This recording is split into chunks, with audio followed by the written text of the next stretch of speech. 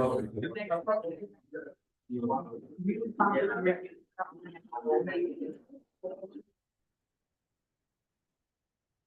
this meeting to order. Welcome to Senate meeting 5629. The date is August 24th, 2026, and the time is 6:03 p.m. We are currently in Student Union, in room 2A, B, and C.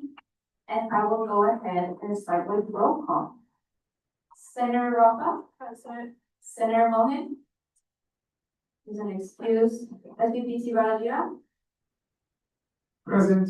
Senator White is excused. Senator Prieto, Present. Senator King is an excuse. Senator Shelton-Lott, present. Senator Sanchez, Present. Senator Hinkins, Present. Senator Oliver, present. Senator Sade, Present. Senator Gutierrez, Present. Senator Cos, present. Senator Winnitz, present. Senator Navarro Mendoza, present. Senator Cameron, present. Senator Beals, Present. Senator Mendeloya, Present. Senator Haru, Present. Senator Taylor, Present. Senator Briones, Present. Senator Yelvington, Present. Senator Goodman, present. And Senator Lee, present. With 21 senators present, we are needed for. I will go ahead and open land acknowledgements at 6:05 p.m. This is the University of Nevada, Las Vegas wishes to acknowledge and honor the indigenous communities of this region. I recognize that the university is situated in the traditional homelands of the Moses Salish people. We offer gratitude for the land itself, for those who have stewarded for generations, and for the opportunity to study, learn, work, and gain communities. I'll go ahead and close land acknowledgement at 6:05 p.m. and at the same time open public comments. This is a time for any member of the public.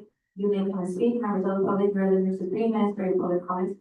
When you come to the podium, please state your first and last name, spell your last name for the record. Please refrain from saying any slanders or defamation of characters that have the right to limit your comments.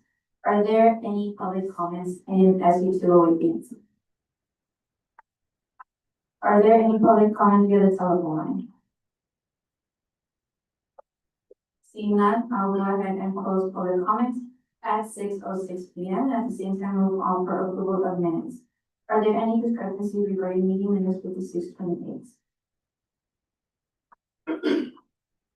Seeing none, we will move on to a voice vote. All in favor of approving meeting minutes 5628, please say aye. Aye.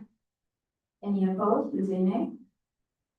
With a vote of 21 to 0, the meeting minutes are adopted. I will go ahead and close approval of minutes at 6:06 p.m. And we will go all the way down onto new business at 6:08 or at 6:06 p.m. I will go ahead and open 6:08 for updates from our president of the university, President Kiwi. We welcome you and you have the floor.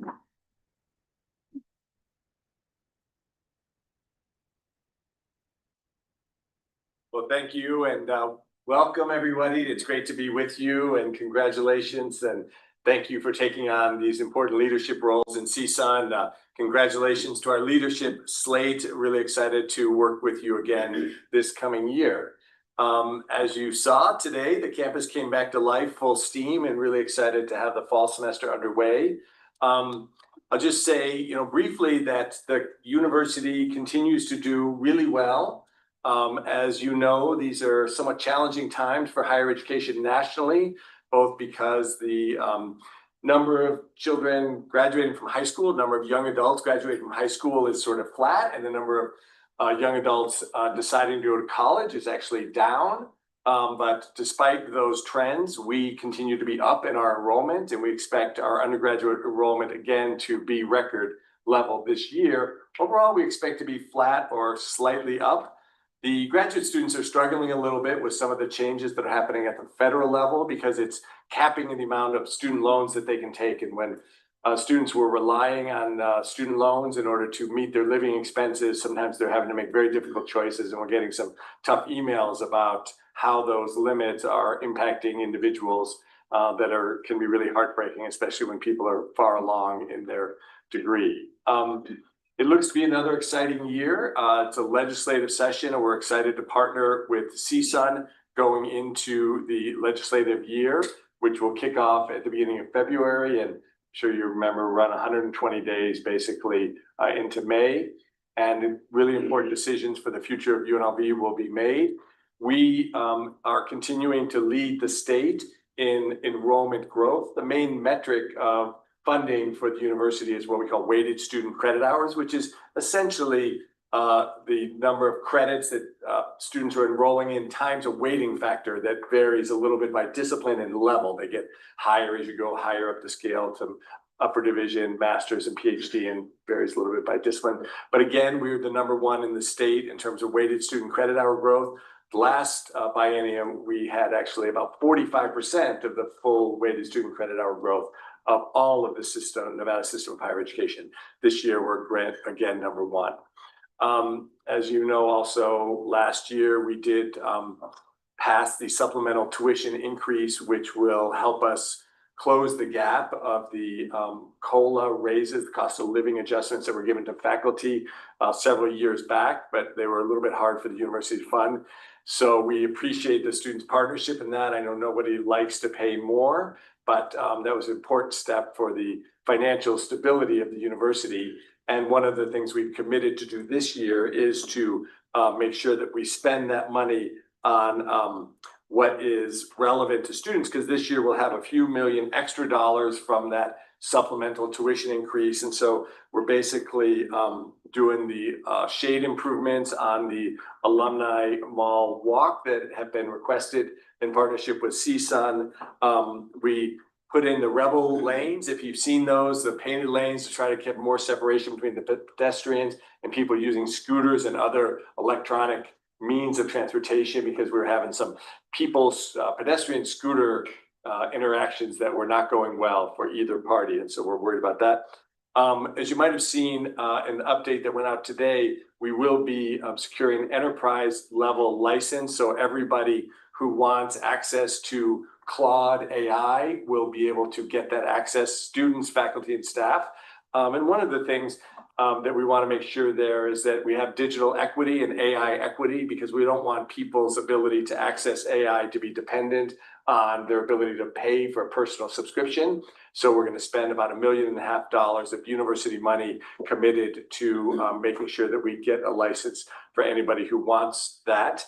And as we all know, AI is very rapidly changing the world. We want to make sure that we're graduating students who are AI literate, because it will be an important part of our future. However, this grand experiment works out. We're also increasing some allocations for the food pantry. So we're going to move the food pantry into the parking structure, which is under construction just south of us right here, which will really help with the parking. And then we'll have a big parking structure on each basically end of the university. That's a $50 million project, which will be completed in about a year. And the food pantry will go from way out on the edge of campus in that old, I think it was a 7-Eleven that we bought on the edge of the Thomas Mack Center parking lot, to be located right here, close to the student union and in the parking structure. And then we're doing some technology replacements with the laptop loaner program, which we started in COVID, again, for digital equity for people who don't have enough funds to buy their own laptop. We're going to spend about $400,000 buying more laptops to make sure that those are all updated. And then we're going to go and do about $700,000 of remodels to the computer student labs. So some substantial investments of those funds into things that will hopefully you'll see direct benefit from. And then a lot of other projects that are ongoing. We're eager to get construction underway for the new business building that will sit just north of TAM Alumni. That will be probably one of the most expensive buildings ever built in the Nevada system of higher education. Pictures are spectacular. 130,000 square foot new project for business. We're trying to follow that closely with the new building for fine arts, new building for nursing in the medical district, and then hopefully build out of additional student union space not too far following that. So a lot of exciting things happening on campus, thriving university, and sort of unsettled times nationally, because it is a moment in which the federal administration is rapidly changing some of the rules that govern higher education. But I feel like we're navigating this successfully as a community, and I hope you feel proud of what the university has been able to accomplish. And I'll stop there and happy to answer any questions that anyone might have. But I know we've got some other speakers, and I guess last I'll add that we're very happy to have new provost Lakshmi Reddy, who joined us on June 1st of 26. So just here a few months into it. So he's excited for his first school year to get underway and lead the academic mission of the university in partnership, with Dr. Rogers and the student affairs team. We're also hiring a new dean of medicine, hopefully this month, and a new dean of dental medicine, not soon thereafter. Thanks. So I'll stop there, and if there's any questions, happy to answer.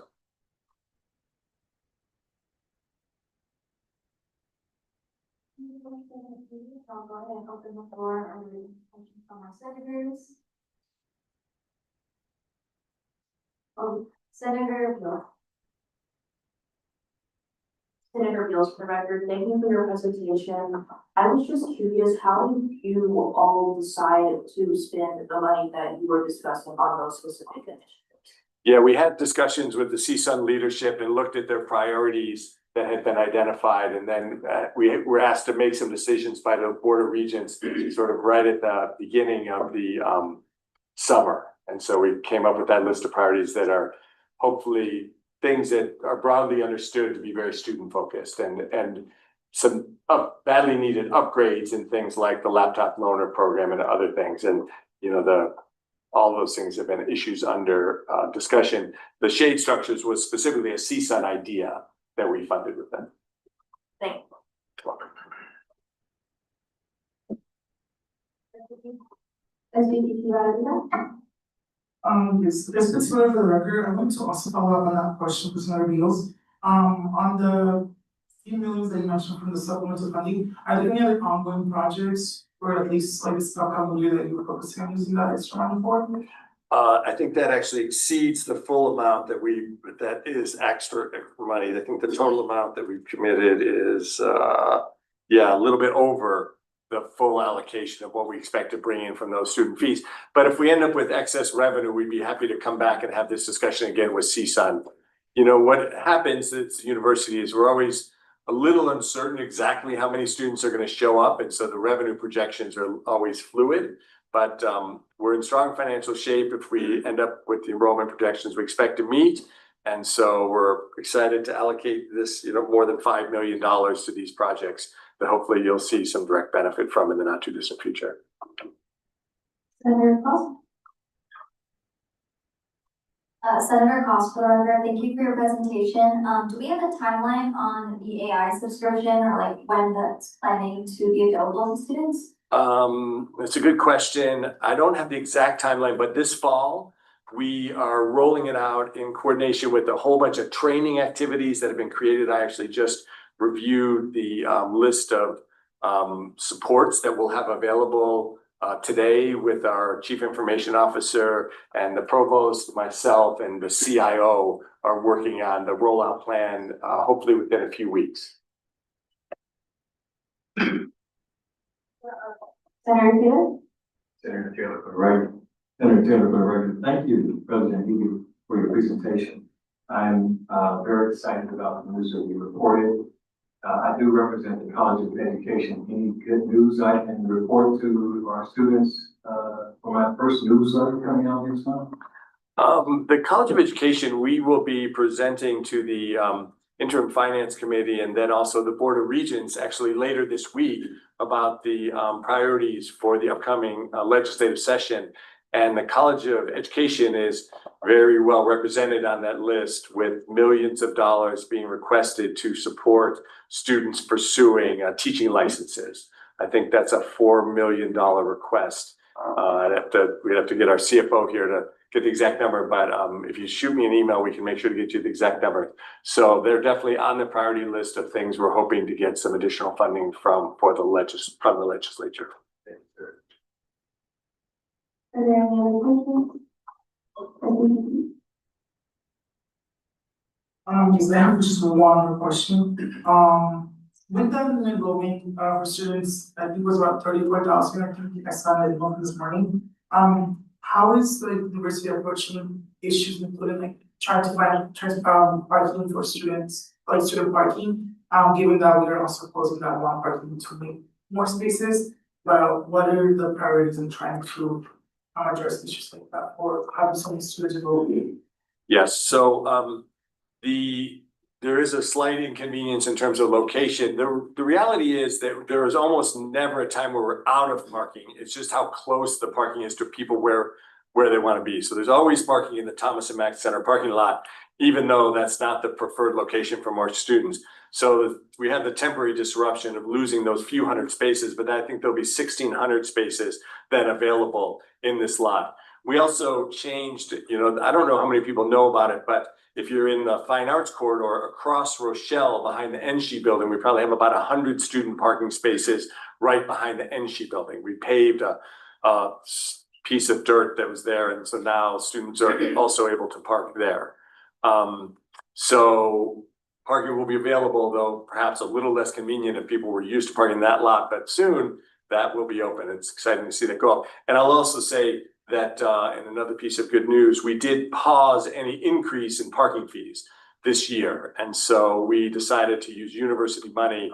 There was a planned $5 per month increase in the parking fees, and we did not do that because we know how difficult it is for some students to manage those parking fees. And so we're really looking at other models to try to balance the parking budget, which is self-sustaining, without having increases on the lowest cost, people who are really cost sensitive. So for example, University of Nevada, Reno uses a different permit for parking in a garage, which is much more expensive than surface parking. And so some of those kinds of options that make parking affordable for people who are price sensitive imposes more cost on people who want to pay for the privilege of either being close or being in a garage. So there's some different kind of approaches.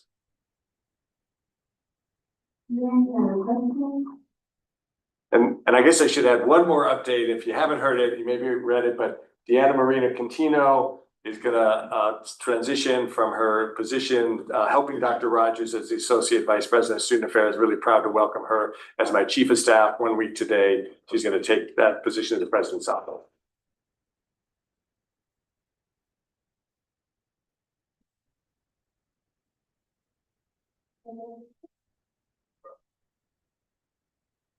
Thank you. Thank you. No questions, just more comments from President Kiwi. I know it's probably been a very busy first day of classes, but we appreciate you coming in and all the collaborations that you've done with us. Like President Kiwi noted, he worked with CSUN, Professor Sharon and I on some of those big projects like the Shade Structure, the Tech Loaner Program, and those new scooter and bike lanes. So please tell your constituents to use them. But after discussions with him and Dr. Rogers, they took the feedback from students and made it happen. So I really just want to shout out President Kiwi for being a trooper and really listening to students, even though sometimes it can really feel like we're complaining, not bringing solutions. But we come together and go through the tough challenges, and you make sure to listen, even though it's hard. And we appreciate you always looking out for us. So thank you for coming tonight and for working with us on those art projects. And it's really good year. And congratulations, Dr. DMC. It's exciting to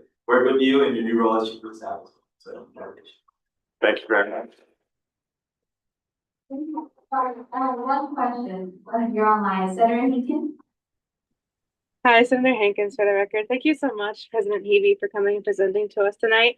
I was wondering if there were any updates from the university regarding a new fine arts building.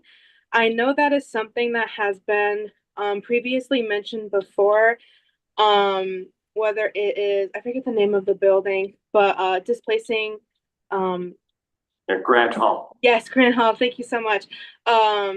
Specifically, students have come asking myself and Senator Oliver of the Fine Arts what will happen to Grant Hall, because as part of the conversation of a new fine arts building, it's been talked about getting rid of Grant Hall and then putting the new building there. And some students are concerned about preserving the art history that is held within the Grant Hall area, or to somehow honor that building because it is one of the oldest buildings on campus. So what is the plans for Grant Hall, if any? And then also, what is the timeline or what is going on in general with the proposed new fine arts building? Yeah, thank you for that question. So we are in desperate need of a new fine arts building. It's exciting to see those programs continue to grow. And Grant Hall is probably 20 to 30 years beyond its expected end of life. And so we are this biennium going forward with request for planning money for the fine arts building. It's one of the top capital requests that we have that the university would match. And so if we get that money, then we would start the construction design level of the building. We have conceptual designs already. We do anticipate locating that building essentially where Grant Hall is, except slid toward the street. So it would be more closer to Maryland Parkway. And so the current plan is actually to demolish Grant Hall. We would definitely be interested in a conversation about how to preserve some of the legacy, but the building itself probably has to go. It is long, decades past end of life. And so, for example, if anyone was in there this summer, we really struggled to keep it cool in the summer because of the antiquated HVAC systems in the building. So we'll have to explore how do we continue to make sure it's not forgotten.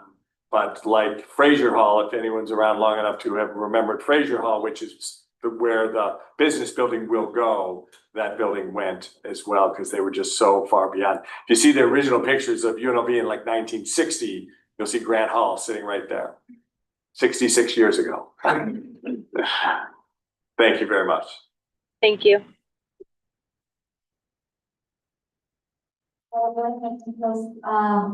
Six A at 6:25 p.m. at the Center Office 6B for the presentation and update from university leadership. Having Executive Vice President and Provost ready, please, you have the floor whenever you are ready.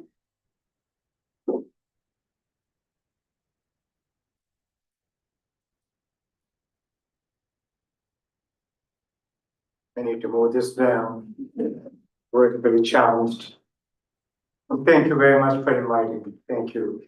I'm so happy to be here. This is the last week of third month, to be precise, on campus. Received so well. This is a great community, and you are all part of a great, wonderful UNLV family. So I'm so happy to join as your next provost. If you know what a provost does, and if you really look at all the essential aspects of everything that we take care of in my office, it got to do with the students. It's everything to do with academics. So that's what I'm here for. So the job description essentially is that we make sure that we do whatever it takes for you all to be successful, for the students to be successful. And I'll give you a couple of examples a little later on what I mean in terms of making sure that the students flow smoothly in their curriculum and graduate on time. But a couple of things that I just want you all to be aware of. I know this will make you feel good, but I'm not saying this to make you feel good, but I cannot help but compare what you have here in terms of academics with where I came from. And these are all great schools that I worked at in the past. That's a land-grant university in New Mexico that I worked at, that I came here from.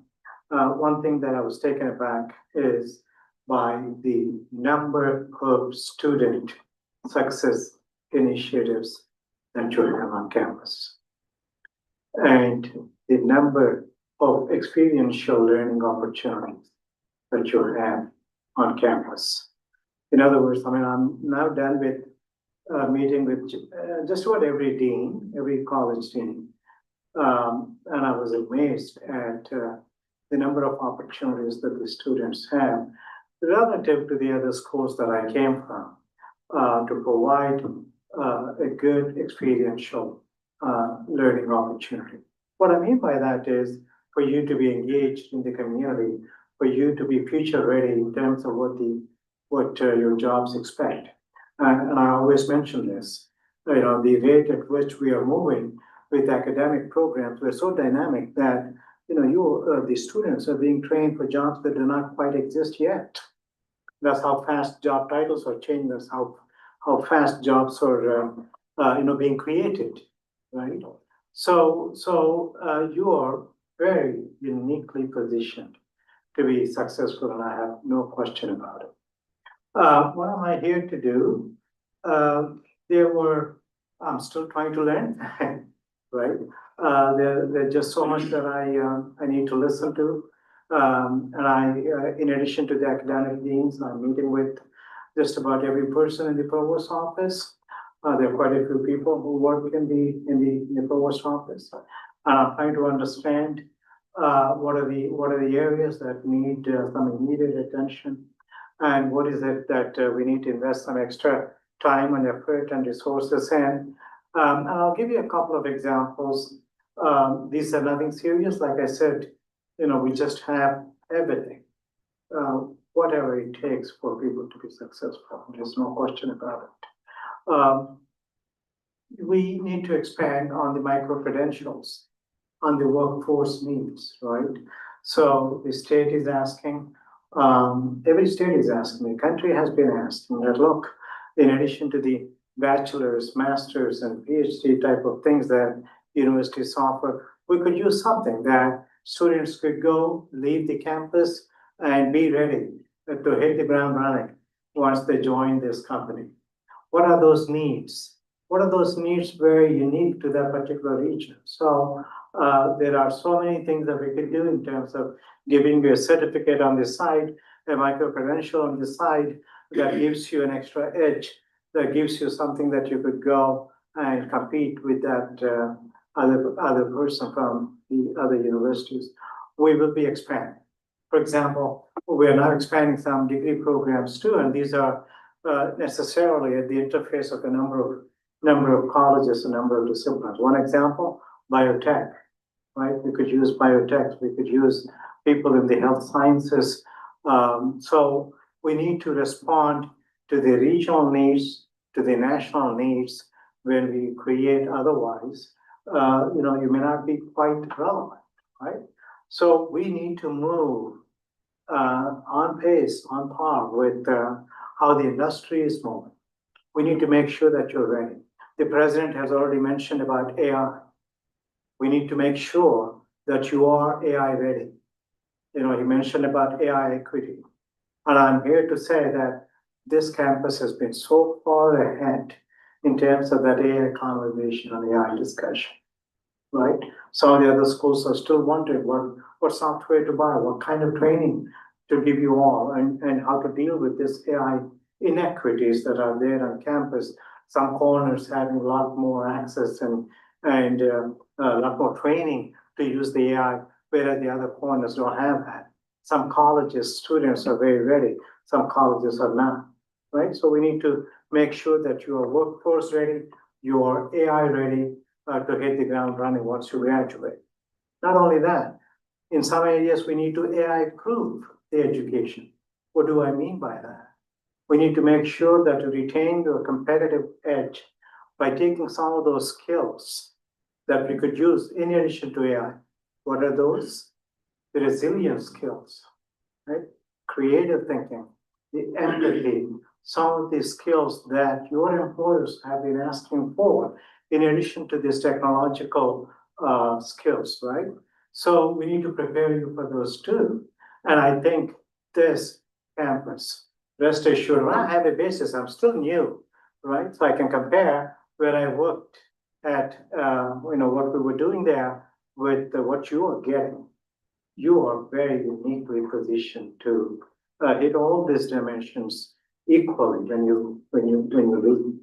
So I will be in a better position to give you probably a 30,000 feet view in all areas that the provost office is entrusted with in terms of how we are doing a good job with retaining the student, how we are recruiting, and what kind of methods do we have at the college level and at the central level to make sure that we pay attention to all the data, all the DFWs, and how do we use that to intelligently design programs to help you succeed, to strategically deploy our resources where they are needed, right? I'll be able to give more comments on that as we move forward, as I understand all the data.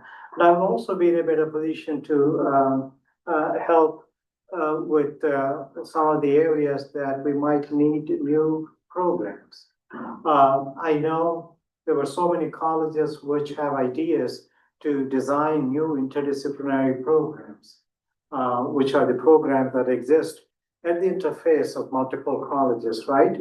The research clearly shows that that's where the job growth is. So we need to make sure that we prepare you in the correct areas, and we need to make sure that we have the existing programs made more relevant. And we need to stay on par with the cutting edge research that is happening. We need to make sure that you have access to the student-led research. And there are so many other areas that academics these days will have to really consider when we look at what we are calling student success, right?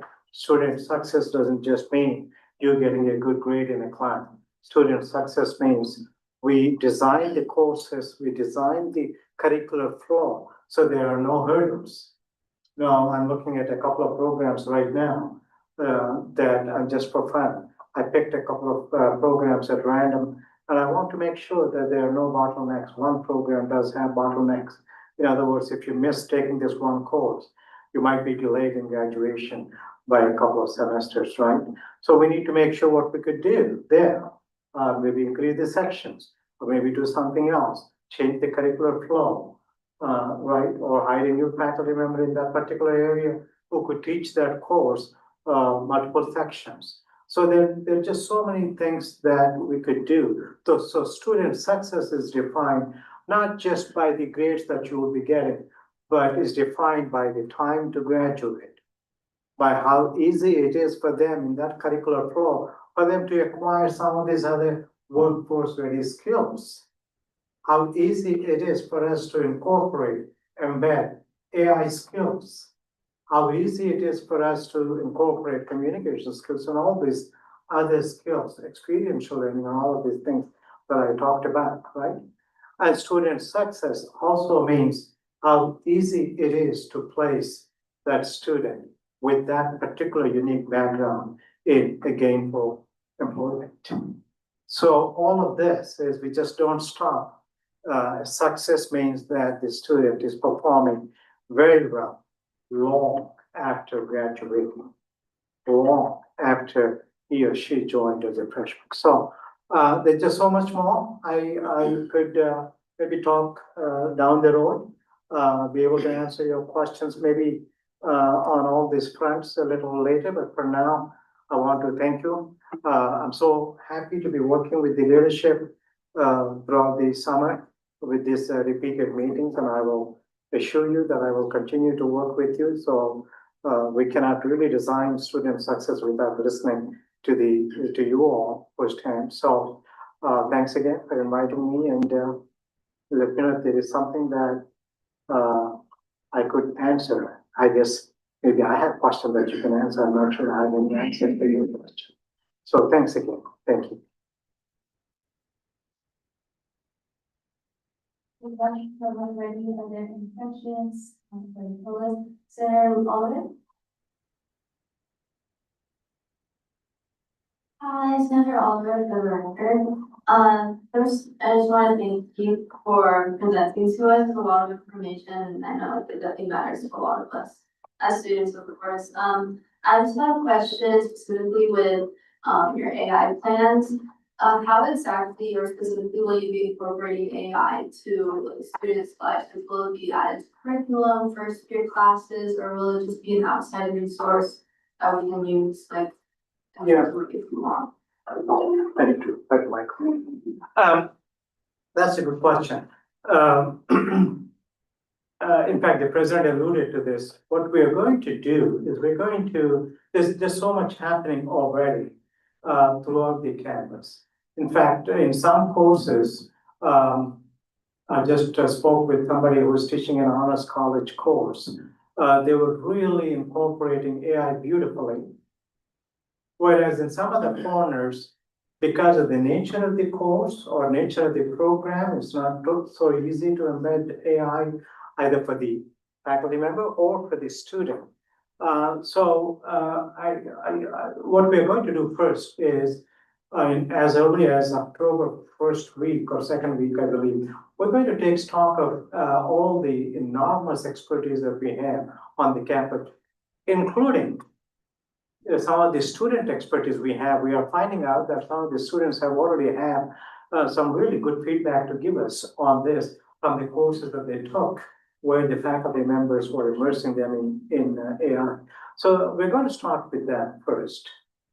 And we're going to really take good notes, and we're going to compile all of what we have, which is quite a bit. And then we're going to figure out, and the president has already let the cat out of the bag, the trainings that we're going to offer. And we're going to mention what all the trainings that we have available for both, for all stakeholders, faculty and students and administrators, and for non-academics as well. And then come spring, what we're going to do is we're going to go look at a vision. Look, where do we go with all of what we have? Are we going to expand into this area, into this particular college, into that particular course? I think all projections are that we just need to go very carefully with some of the disciplines. For example, I came from engineering background. We started using all the AI. I started using AI, in fact, quite early in some of the programs and some of the graduate student advising. That's not so easy to do for somebody in a different discipline, even within the College of Engineering. So I think we need to be careful, and this is the purpose of doing these meetings, one in the fall and one in spring. So I'll be able to report on that then. In the body. Yeah. Thank you. And I guess I have a follow-up to that. What happens, you said like you wanna look at all the specific courses and such. I'm from fine arts college, so I feel like it's kind of a little bit harder to integrate AI to like our courses. But what happens if some students, I guess, morally have some conflict with AI use in university and their learning? Oops, I keep. My habit is to walk around. Actually, there's quite a bit in fine arts. What AI could do, and you mentioned the cost issue as well, right? Moral. Right. I think the practicality of AI use is something that I think is already being explored in just about every college. I did meet with a couple of people from fine arts who are teaching the classes, and they were giving me a list of challenges for AI implementation in fine arts. But then they also gave me a couple of opportunities that I was going to visit with our CIO, who has a good repository of all the AI training modules available. And then I'm beginning to learn that each field, not just fine arts, each field has its own customized designs for AI implementation, be it in a laboratory, be it in a creative activity, be it in research, or be it in a classroom. So we just need to be very careful about how we implement this. And this is where what the president was talking about, AI equity comes into picture, because we also need to make sure that whatever we design, it is accessible by all segments. And that's very important. Otherwise, we're going to build a tier system that's not fair, and that's not going to benefit students or faculty well. And don't forget that it's not just a student or teaching issue. It is much like it's a research faculty issue. AI caught some of the faculty members unprepared too. We are much better on this campus. So I keep getting some questions on faculty training as well. So we have a couple of different friends that we need to attend in just about every college. And the situations are unique. subcontinent. Engineering is perhaps something that could do a broad stroke across the college. But I could think of a couple of colleges, fine arts being one, where there are some unique areas of opportunity and some unique challenges. Thank you for your question, and I appreciate all of Provost Reddy's comments. One of the suggestions that occurs to me is it's a really fascinating question you ask, and one that I think will say has no easy answer. It'd be great to sponsor an event, co-sponsor an event to bring people together to have an hour-long dialogue about that, to let people listen in, because I think it's a very nuanced, sophisticated question that would be very interesting to many people to listen to different thoughts. So maybe we can figure out a way to co-sponsor an event to have that conversation. And there is a session. We are planning a session at this fall gathering, which will be a parallel track exclusively co-sponsored by so that's on the books. Any other questions that are called? Senator Cross, for the record, another quick AI related question. You mentioned wanting to have courses, at least a few courses or different things we can do that are AI proof. Could you explain a little more what you meant by that? Is that moving back to analog, or what types of things were you thinking as like AI proof? Oh. Actually, that's a phrase I use from a conference. What I meant by that was, what they mean by that was essentially some of those skills that will never be provided by a technology like AI. What we mean by that is, let's say, we always teach students how to succeed, but we don't teach students how to fail. How to fail and how to get back up. That is vaguely called resilience. So how can we incorporate perhaps a module, something that people could acquire, like communication skills?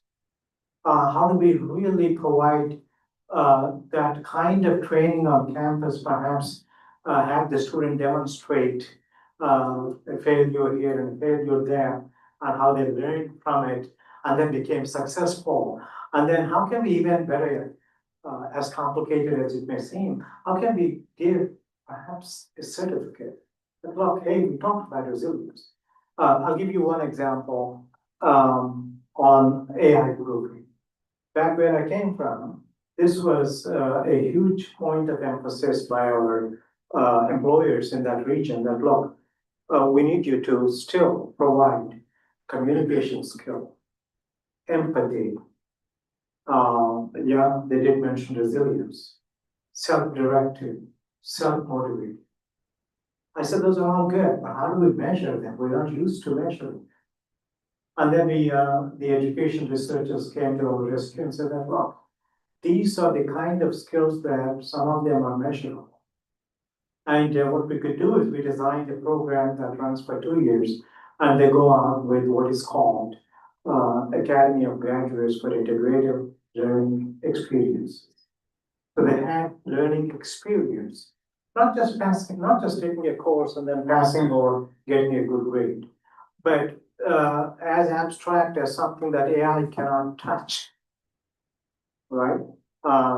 You'll probably have already heard that the nursing salaries are going up through the roof.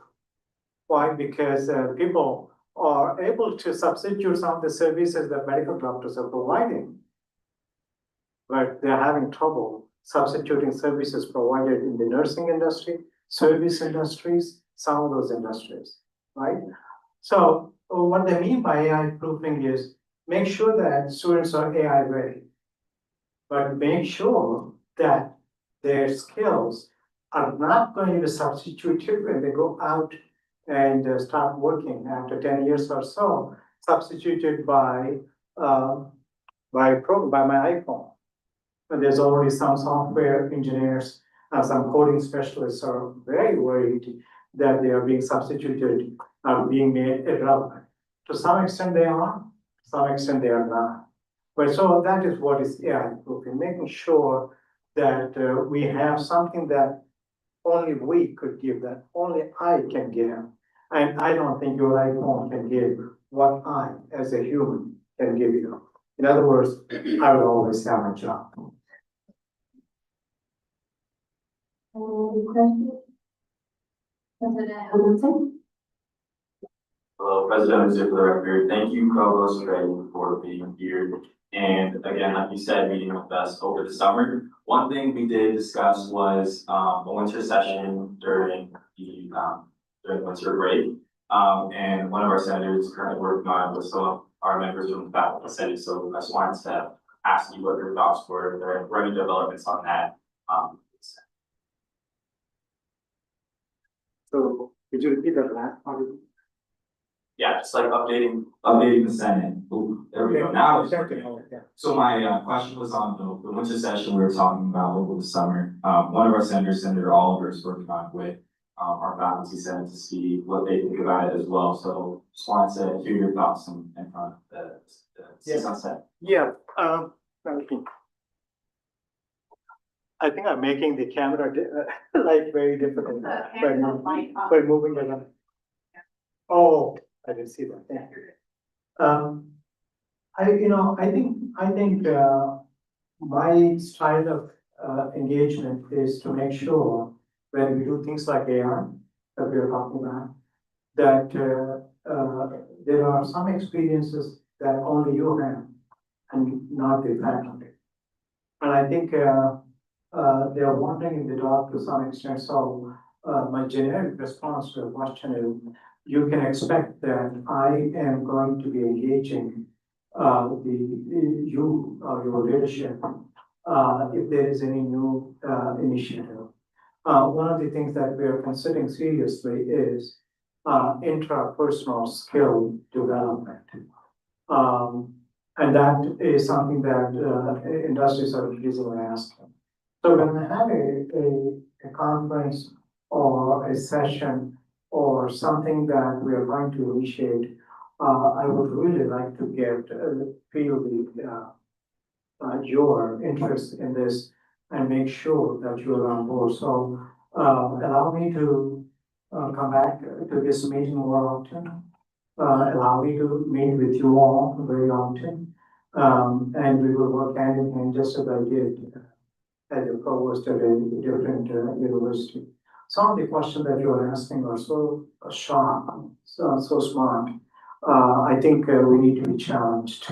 In areas like AI, in areas like designing what is that intrapersonal skill, you have as valid, as appropriate feedback as the faculty member has to give. So I'm going to come back to this group very often, and I'm going to engage in them all. Thank you so much. Are there any questions or the discussion? With that, thank you so much. That was very. I'll be able to answer more questions maybe next time after I looked at all the data and everything. Thank you. Have a good day. I will go ahead and close the agenda item 6B at 6:52 p.m. and at the same time open 6C for the presentation and update from university leadership from Vice President of Student Affairs, Keith Rogers. Welcome back, students. Some of you never left. As Kalechi mentioned, we've been meeting quite a bit over the summer, so it's been busy. But I'll just start by saying, I'll be brief. I lose my voice a little bit from the Aspie booth volunteering. I was trying to speak over students with the AirPods and the headphones, trying to get them to register for premiere this Thursday, so lose my voice a little bit.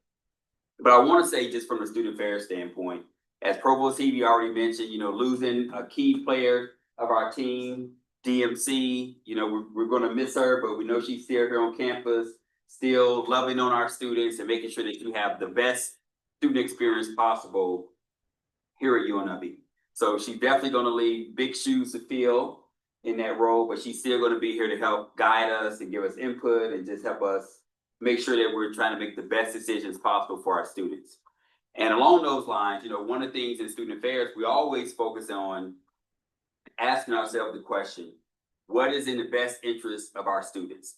Especially when we're making difficult decisions around resources, because resources are finite. We rely heavily on our student life fee that you all pay. We rely heavily on the room and board fee for our students who live in housing. And those fees never meet the need in terms of all the things that we need to do. And so we always have to make the difficult decision, how do we balance how we spend those resources? In terms of spending those resources on people to do the work, programming and support service for our students, and then also upkeep in our facilities, our housing, the student union, and other spaces where our students spend a large majority of their time outside the classroom, as well as where you eat on campus. And I know on the other side of the wellness side, I know my colleague, Dr. Davidson, is going to be presenting on the wellness. I won't get into that aspect. I'll focus mainly on just the non-wellness aspects. And one of the things I want to do is just close out this academic year that we just concluded. And one of the things that we always talk about in student affairs is emergency support for our students around basic needs, our food pantry, emergency scholarship, the SOS that CSUN provides, along with other resources that different colleges entrust student affairs to manage. And what we try to do is just make sure that we are taking a very student-centered approach with how we respond to students in crisis. And I'm pleased to report that through all those various channels, including our UST team, we supported over 3,800 student cases across those areas. And within those areas, that's broken about 70% are undergraduate students, about 30% are graduate students in those cases. And for UST, we always look at how do we measure success when we do provide those intervention services. And one of the things that we look at is retention, persistence, completion. And I'm proud to say for all those cases that we help students resolve, we retain, for those that came through our university support team, over 58% of those students persisted, retained, or completed their degree program. Tremendous success. And then for students that came through our food pantry, our emergency scholarship support, which includes the CSUN resources, also our basic needs hub, we retained 77% of those students. So a tremendous number. So it really tells the story that, the things that we're really leaning in on in terms of helping our students succeed when they're in emergency crisis, all they need is a little bit of help to help them get over that hump, to continue to make that difference in them either stopping out in their educational journey or staying the course and being resilient and completing their degree programs. And so we want to thank CSUN for that investment along with our other campus partners, and we will continue to prioritize how do we raise additional resources as a university to help further this work, because while we only support about 3,800 students, we know that there are many, many other students who need these services and support, but will not uptake on those due to various reasons. Some could be students just don't know the service exists. Others could be students are embarrassed to utilize those services and resources. So one of the things that we always rely on CSUN as partners and our GPSA is just to help, when students are in crisis, definitely refer them to our offices so we can figure out what's the best resources to help those students in crisis. And so one of the other things I want to move on to is just talk about some of the outstanding projects that we're excited. We talk about having these huge deferred maintenance and capital project deficits, but we are prioritizing from student affairs, how do we invest in our resources? We know that the student union, when it was built to support half the enrollment that we currently are at. President Hebe said we're at 34,000, so we're bursting at the seams. It's competitive getting space. And so one of the things that we always look at with the student union, how can we better optimize the space in the student union to accommodate more student utilization and need? We know that our RSOs has swelled and grown to over 480 RSOs. Our club sports are growing, so everything is growing. And so some of the things we're doing to optimize our space in the student union, we're making investments in making the space better. One of the projects we have underway is the student union ballroom. We're refreshing all the lighting to make it bigger and better for students and others to use. That project should be done in mid-September. We have our student union theater project that's underway. That's one of the spaces that's highly underutilized because of just the limited seating arrangement. So we're going to be leveling the floors. We're going to be putting in different seating options for it to be more flexible space to make it more attractive for our students and others to use. And we're going to be making that space available more frequently outside of our traditional hours. That project is going to start late December. It should be ready for fall 2027. We also have our housing project going on, our Tonopah North project, where we know that we've had so many complaints about our housing. So we are making a $6.4 million investment in upgrading the HVAC piping over there. We know that if you've lived in housing over there, you know, you can only use hot, cold, but we're going to put the 4 pipe system in where you can use them both simultaneously. It's going to give a lot more flexibility, no more leaks, no more challenges there. That project is currently underway. It should be complete by December, mid-December of this year. Temporarily, we did increase some of the occupancy in our Dayton residence hall. So we know that some of the students, you know, are in that journey with us in some of the triples and quads. So we hope to have that project completed so we can then begin moving those students back into Tonopah North for the spring semester. We also temporarily relocated all of our themed communities that were in the North Tower at Tonopah over to South. So that's going well, and we appreciate the partnership and the students' understanding that, you know, we had to make some difficult decisions to not deny students housing. We're at about 95% occupancy there. Another trigger point has been the elevator. So we've made over $2 million investment in our elevators over the summer in our housing. I'm proud to say most of those projects are complete. We have Dayton North and South complete. We have UCC should be starting soon with the door retrofitting there. In South, we have all the doors done except for one door. Also in the other residence halls, we're going to be upgrading all the flooring in the hallways and the common areas. We've also made other investments with the common area furniture in all of our spaces. So we're making huge investments in our residence halls. And one of the things we'll be talking about, as President Hebe talked about, you know, with Fine Arts Building, we do recognize that some of our residential towers are beyond life or end of life. So we are going to be talking about options for building new first-year housing on campus. So that'll be one of those large master plans that we'll be talking about.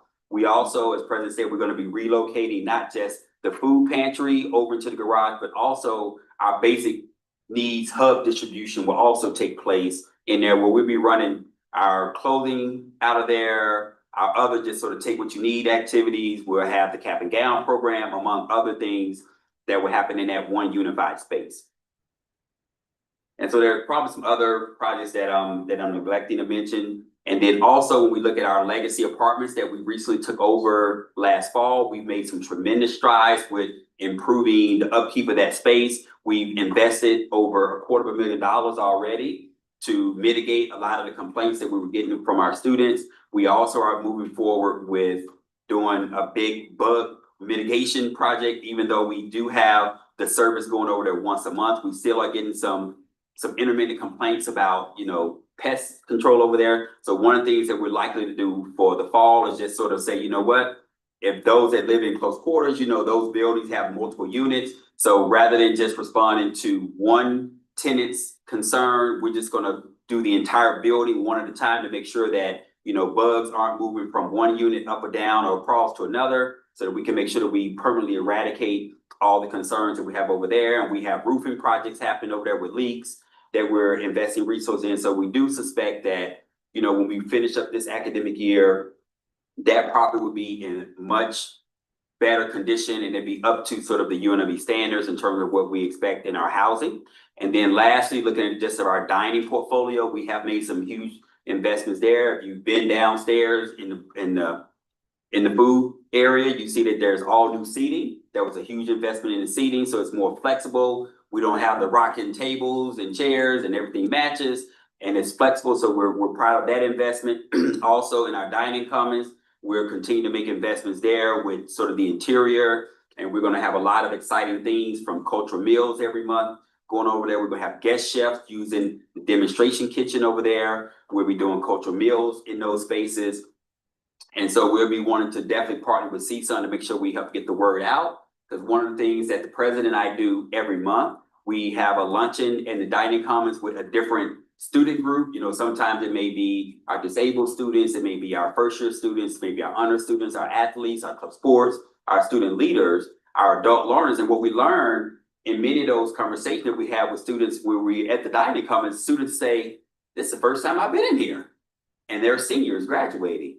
And so we want to make sure that we help students really understand that you don't have to have a meal plan or live in campus housing to access the dining commons, because the meals are very affordable.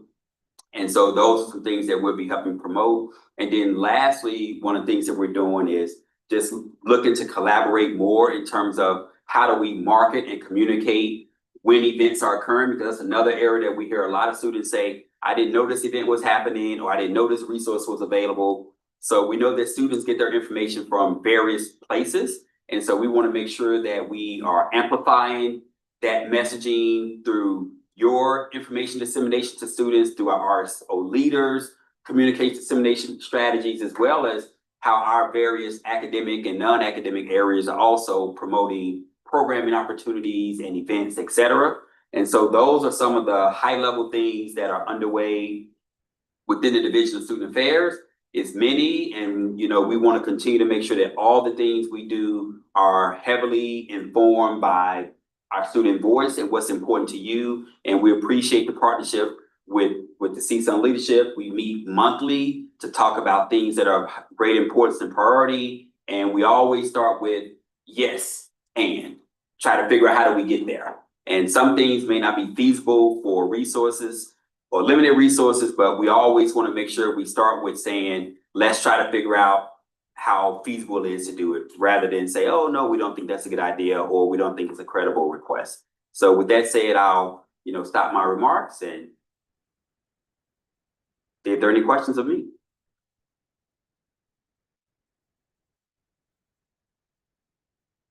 This one, Dr. Rogers, I'll go ahead and open the floor and questions from the discussion. This is a vision. Well, if there's no questions from the senators, the house will be really weird today. Also want to thank Dr. Rogers. I feel like we're spoiled with Dr. Rogers, like he said. Every time we meet with him monthly, we have a long laundry list of things that we'd like to see, big goals and dreams that sometimes are a little beyond our reach, but Dr. Rogers never says that. He always tries his best to make it reality. So with the Boot Pantry project, with the lanes that you see on campus, with that shade structure, a lot of those things wouldn't be possible without Dr. Rogers' help. And so like he was talking about, he's always there to help if any of you need him. You don't have to go through us. Dr. Rogers' office is always open. So if you have an idea or concern, or you have a constituent who reaches out needing help, please let Dr. Rogers know. Every time we get an email to our CSUN student government general email for a student asking for help, we don't have the resources or our scholarship aren't open up just yet. We asked Dr. Rogers and Dr. DMC what resources on campus we can direct to. So Dr. Rogers is a really great resource. If you have any questions for him, I know he's upstairs. So I just wanted to give him a pat on the back too. Thank you. If I may have one more request. We are going to be revamping our dining advisory committee to be more representative of the various stakeholders on campus. And one of those key stakeholders is going to be CSUN. And so when we do send the call out, if Summer and team has not already done so, we would like to make sure we get a representative from CSUN to serve on our dining advisory committee, because that committee is essential for helping us select menus for the fall and spring semester, helping us determine what's at all the various stations, and just really giving us feedback on what our retail options look like and how we're doing menu and pricing. So that committee is so influential in the entire dining experience of the entire campus. And so CSUN will be one of those that will have representation for the new composition of the committee, along with GPSA. We'll have someone from athletics. We'll have someone from our RSO. We'll also have someone from our honors college, our first year experience. So we want to make sure we're casting a wide net of about 20 unique stakeholder groups to give us feedback on our dining program. So with that said, thank you all. Have a great semester, and I look forward to coming back giving more updates.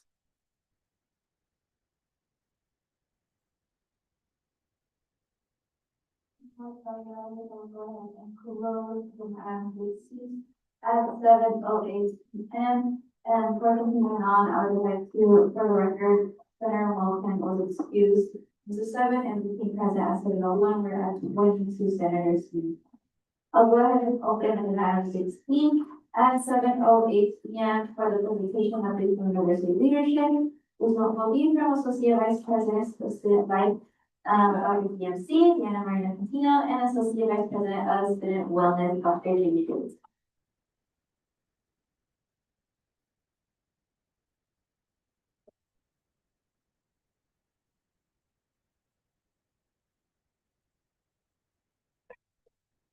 Good evening, everyone. How are y'all doing? Great. Okay, I defer my time to my my colleague, Dr. Davidson, because Dr. Rogers did a beautiful job of summing everything up. So I'm going to defer my time to Dr. Davidson, and I'm so excited to work with all of you in a different role on campus. Thank you, Deanna. CSUN leadership and senators. So I'm aware of the time, so I will be succinct in my remarks for you. There's been a lot going on this summer. It's been a very busy summer. I think we all have felt it, which is a good thing, right? One new event that we're planning that I'm really happy to share with you tonight is that some of you know that we've done presidential mental health town halls in the past. We're going to do that again. We're changing the name of it to President's Community Conversation on Mental Well-Being. We thought it would reflect we're looking for an ongoing conversation. Town halls typically are around problems, and we're trying to say this isn't a problem. It's an asset that we're trying to build for our students, for our faculty and staff. We all need well-being, right? One of the exciting things is it's our president's excuse me, conversation, but he also will be a presenter. So I think that'll be interesting. I'm also formally requesting, I'd love to have a representative from CSUN to help us plan the event. It'll be October 2nd from 11 to 1. So we've set a date, October 2nd from 11 to 1, and welcome a representative. So a few updates that I'm going to share with you. At the Counseling Center, the CAPS had their accreditation, the accreditation for the Counseling Center from IACS, and also the accreditation of our doctoral internship program we have, which is APA, the American Psychological Association. I'm happy to report that we passed both accreditations in flying colors. This is really important. It really just affirms that the quality of care we provide meets very rigorous standards. There's many counseling centers and universities that are not accredited, and we're fortunate that ours is, and our training program is also. For years, I've always told you about the increases in number of students that we've seen. We had an increase this year, but I'm not going to talk about that increase. What I'm going to talk about is a decrease that we've had, and I think it's a good thing. So crisis appointments decreased 20% this last year. Crisis appointments decreased 20%. The reason I think that's a good thing is we've really put the focus on early identification of students that need assistance and getting students in earlier before it's a crisis. We've been very successful with that. And in fact, when we look at our initial appointments, they're up 14%. Okay, so that's a good thing. It's good for everyone when we see students sooner than later. It's much easier to work with a problem while it's smaller versus when it's involved into a crisis situation. So that's an intentional goal that we set, and we've achieved that goal. We appreciate the support of CSUN. So I think that's exciting news. I'm also happy to report that for the second year in a row, we've maintained the wait to get into the counseling center as 1 week yet again. So despite another increase in the number of students coming, it remains 1 week, average of 1 week, okay? That's there. So again, I think that's great. When we look at data for around the country, typically 3 weeks to a month seems to be the average for universities. So we continue to keep it low, which I think it's important that you receive the help when you want it, right? So that's a big thing. The other thing is a counseling center, besides seeing clients, Also does a lot of outreach. So the 431 outreach programs were done, and it was attended by 8,500 students. So again, it's important that not only does therapy and support take place, but there's also a lot of education that goes on, and again, on emotional well-being. So all around, I think that's really good news. We're planning to implement a new program to let you know, and we're going to start doing ADHD testing. ADHD testing, it's considered neuropsychological testing, and to prescribe some medications that students need ethically, they need to do the testing. That's always been our standard. That's a standard of care. The problem is for many students to get that testing, it's difficult to access it, and it can be very expensive. How expensive? $2,000 plus in the community. So we're going to start doing that this semester. We're hoping to have it in place by November, that we'll be doing it. And our goal is to really decrease the barrier of accessing this service. So there will be a charge for it. And all we're really charging for is the neuropsych materials that we had to purchase to do this. We're not charging for the expensive part, which is the professional's time to do this. So we're looking at a fee between $100 and $200, which is about 90% cheaper than it is anywhere else. So I'm very excited about that we'll be offering. This is really, I think, important for students that need this vital service. So we'll be rolling that out soon. I'll be sure to share with everyone once that is available and we get that going. So that's good. The G Nidage Care Center had a 21% increase in students served. Again, we're always think it's important when students are coming in. The Care Center provides confidential advocates for survivors of sexual assault and interpersonal violence. It's essential those services are there. One of our goals has been to provide more ongoing supports for individuals versus students will come in 1 or 2 times. So I'm happy to say that follow-up appointments have increased 49% over the past year, and case management meetings have increased 60%. What that really shows is that when students come in, they're having an ongoing relationship with the care center, which means they're getting that advice and support that I think they need. I think you understand when we're talking about sexual assault and interpersonal violence, it's not one of those things that occurs and it's just short and it's done. It's very impactful on an individual's life and they need support ongoing, sometimes for years. So, well, we've made a lot of advances in doing that. We got some really good news. We've been part of the rape prevention education grant that's available through the state. They were very happy with the work we've been doing. So this is very rare. They contacted us and said, we'd like to give you more money. So they're providing $10,000 additional dollars. So we said, yes, please. So that's exciting. So that'll be available. Some other good news that came in, there was a community donation that came in that goes to the Care Survivor Fund. So that's additional resources, and I will call out the support that CSUN is the primary funder of the Care Survivors Fund. We appreciate that greatly, and it does a lot of good work for students who access it. So now community is also donating, which just extends the impact of that fund that's there to support students. Keith mentioned a university support team. So 6% increase this year over the previous year. The UST University Support Team continues to get referrals from students all over campus. We meet every week to go over the new referrals that came in. And our primary goal is really to connect students with the supports that they need. I think the UST is also part of, getting more students, less crises, and more students getting in initial access. The number one referral from the University Support Team is to the Counseling Center. So again, a lot of work that goes on there. We'll continue to do that. One good thing is that this year we added 4 graduate practicum students to the UST. We thought, hey, we're doing this every week. Why don't we invite allied health professional students to come in and learn from us while we're doing it? So we've done that, have 4 students that played a hands-on role in everything we did. So not only does this service help students, but we also contributed to 4 students' graduate education.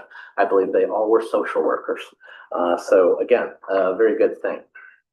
We're also excited about the collaboration with CSUN for the Rebel Resistance Scholarship. So there was 125 applicants that we received the first semester, this last semester, and that you all extended permanent funding. So thank you very much for that. I think that's a valuable resource for students. The Student Health Center, also had their accreditation. The health center is accredited by the same agency that does outpatient surgery centers. So it's a pretty high standard that we have to meet. There's 1,500 criteria that we're measured against, just to let you know. It's very stressful for us while we're going through that. And literally, they visit, we find how it goes, and immediately the next week we take a week off. The next week it's back to planning to pass it when we get it again in 3 years. It takes constant focus on it. So I'm very excited to report that we had a perfect score, which rarely happens. The 2 individuals come in, they're always health professionals. They come in, they look at everything for 2 days. They examine everything. And one of the people said they've been doing it for 30 years, and this is only the second perfect score they've ever experienced. So again, I think it just attests to, again, the rigorous quality of care that we really try and provide for students on our campus. So very proud of the team that's there.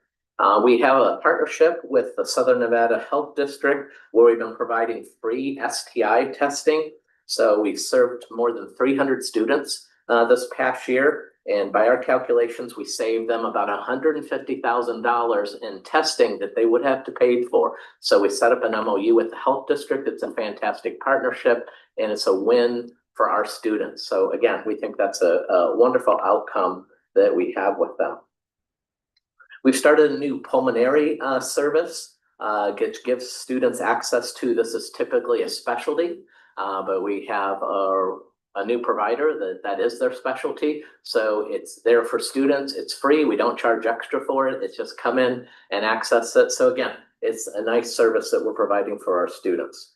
I'm also happy to report that finally, after many years, that students at the health center, and actually CAPS too, can pay their balances online. So it's exactly 12 years that we've been trying to get it so students could pay balances online. You know, it seems like it'd be a simple thing. It's not, let me just say it that way. And it really took 12 years to get a product through that passed all the rules and regulations that are out there that with the campus. So that's finally in place. So if you ever have a fee, you can just pay it online now. You can also get receipts and statements online. So we're really trying to buttress our online supports available to students because we know that's convenient and most students' preferred way of accessing what we're doing. The Office of Student Rights and Responsibilities, some of you may know that Phil Burns has retired from UNLV. So we appreciate Phil's many years of service and contributions to our campus community. Matt Wade, who has been the AD of Office of Student Rights and Responsibilities, is now the interim director. So I think it's a great choice. So we're hoping that we'll have a smooth transition and continue the services that were there. So again, I want to encourage students as you meet with your constituents to encourage them to serve on the Student Conduct Hearing Board. I think it's really important that students are directly involved in this. And again, the whole focus of this, it's never to punish, it's really to set an educational standard on this campus. And we're trying to preserve the educational environment that exists on our campus. So that's the sole purpose. So all the sanctions that we do are learning sanctions, right? So it's really about learning and improving. So I encourage you to get involved. Military and Veterans Service Center. So we have 2,300 GI Bill recipients enrolled this semester. And the Military and Veterans Services Center processes all their benefit certifications twice to make all those payments happen. It's a lot of work.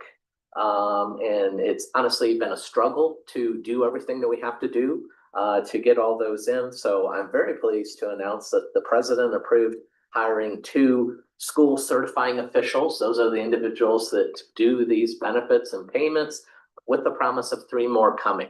So we've had a lot of growth for students who are receiving the GI Bill. So this is sorely needed support and help. And this is really the lifeblood for our veterans who have served our country and just to access this benefit that they're due. So that's exciting news. So we're very excited. I hope you're excited about it with me, right, Mel? Okay. So we had Operation Battleborn this year. So 250 participants got together for a 60-mile ruck. In the backpacks, they carry the dog tags of fallen service members. So it's very important to honor those who have served and gave the ultimate sacrifice. So it's something we try and do every year, and we go up and then we present those to the governor. So it's very touching. So kudos to everyone that worked to plan to make that happen. And last, I'll finish with the Disability Resource Center. So the DRC has worked with housing, student affairs, the Student Health Center to really streamline things. So one thing I'll call out is just working with housing around the food plans, just to make it students who have special needs, to make it easier, clearer, to navigate those so they can get the diet and everything that they need. So we know that's important for our students who are on special diets. So great working with DMC and their team on that and making it happen. The DFC has also tried to strengthen collaborations with the graduate college, the nursing, social work, the medical school, the dental school, all to address the really complex situations that we get in those programs. So they have very exacting needs and requirements that they face. So we really work to train our staff in the DRC and to do more outreach to these programs to make sure that these increasingly complex situations allow these students who are pursuing these professional degrees to get the accommodations they need and consistency, which is really important now. So that's my remarks, and I'll welcome any questions if you have them.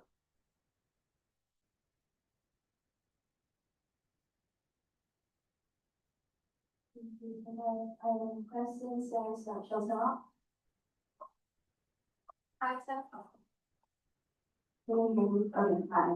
Hi, so this is Chelsea Mark, the director. So in addition to my role as manager, I also volunteer at the Care Center as a care advocate. So I just wanted to thank you for the data that you were able to provide today. It was extremely helpful, not only in my role as a senator, but also in my role as a volunteer at the Care Center, just because being able to hear how many people that we do genuinely impact is very helpful.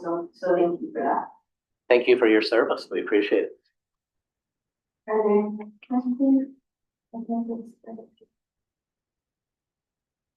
No, thank you so much, Dr. David. Thank you.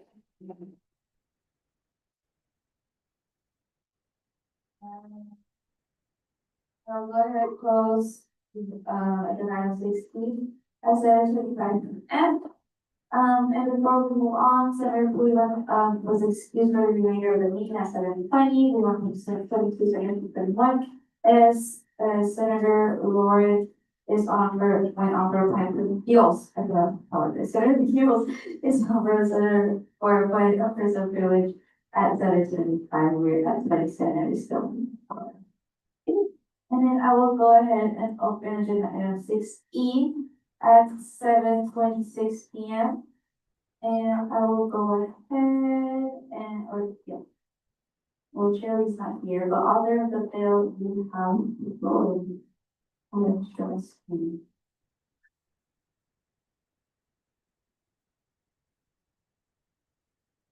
There we go.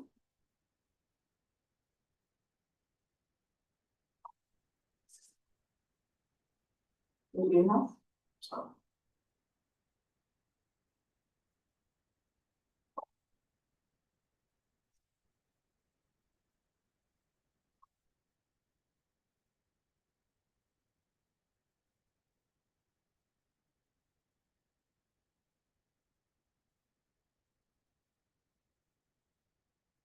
The Director, this is Senate Bill 5684. This is for changes to our constitutional amendment procedure. It's just don't have my files, I can really see, but I'm just adding one section in this whole constitutional amendment, which is between passage to internal affairs and before going to general counsel. It will say upon passage of upon passage of the Senate, it will go to the office of the Vice President of External Affairs and for review. And after this section, it will go to General Counsel for edits and review. And that's the only change to this constitutional amendment procedure. It's just a revision in our constitutional procedure because it was also changed during the Board of Regents meeting to add their own section for constitutions.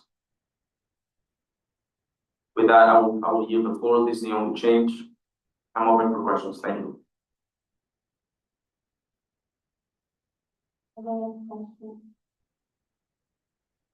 And we'll move on to 84's votes. All in favor of approving Senate Bill 684, please say aye. Aye. Any opposed? With a vote of 20 to 0, the bill is approved. At 7:28 p.m. at the same time, and business environment. 6F for the discussion of 2026 legislative election board. Associate Director Streeter, you have.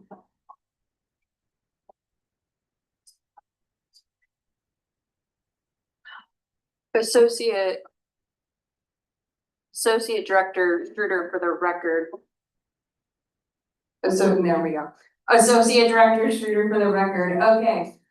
So the 2026 Senate election rules are located in the supplemental materials. And I'll walk through some of the changes, very minimal changes. Most of them are just reflecting dates to be updated for this year. So first line, you see that, keep scrolling, definitions are still the same. The only clause that was added to general provisions was clause G, and that's just to reflect in accordance with the executive election rules, it just followed when the official cycle begins. Just more date changes on candidate filing. Part of it, section B was removed just because of redundancy purposes, and then I believe it's the same in section D. Informational sessions, date changes, there's gonna be 2 informational sessions instead of 1. More date changes, keep scrolling. Let's see. Under campaigning tickets and expenditures on A campaigning, section 4AI or A1, that clause was added. Just if there's any physical materials that will come up in this cycle, they have to be approved. That was in the executive election rules, so we just added that to reflect that as well. More date changes, and then the biggest one is on, what is this? It's also under campaigning tickets and expenditures. You scroll down to section C, expenditures. You'll see that there is a change there in accordance with the bylaws, from 275 to 250, and then more date changes. Keep scrolling, and if you scroll down to campaign material provisions, we did change it from a monetary limit. So before, candidates could request up to a certain monetary limit in campaign materials from the Elections and Operations Department, but we did decide to change that, given that legislative elections, we could potentially have more candidates just in the trends that we've seen in CSUN. So we don't want to overpromise. So we changed it to a quantity limit for every candidate. They can request up to 50 flyers with the Elections and Operations Department. And that's just to ensure that we don't overpromise anything that we can't fit within our budget. So yeah, I believe those are all the changes. If anyone has any questions, please let me know if I can answer them. For the record, Senator Beals is back at 7:30, President Bax is 21, and Senator Mohan is excused, or was excused at 7:30 for purpose of religion, or back to point. Are there any questions for the discussion? SVPT Varela.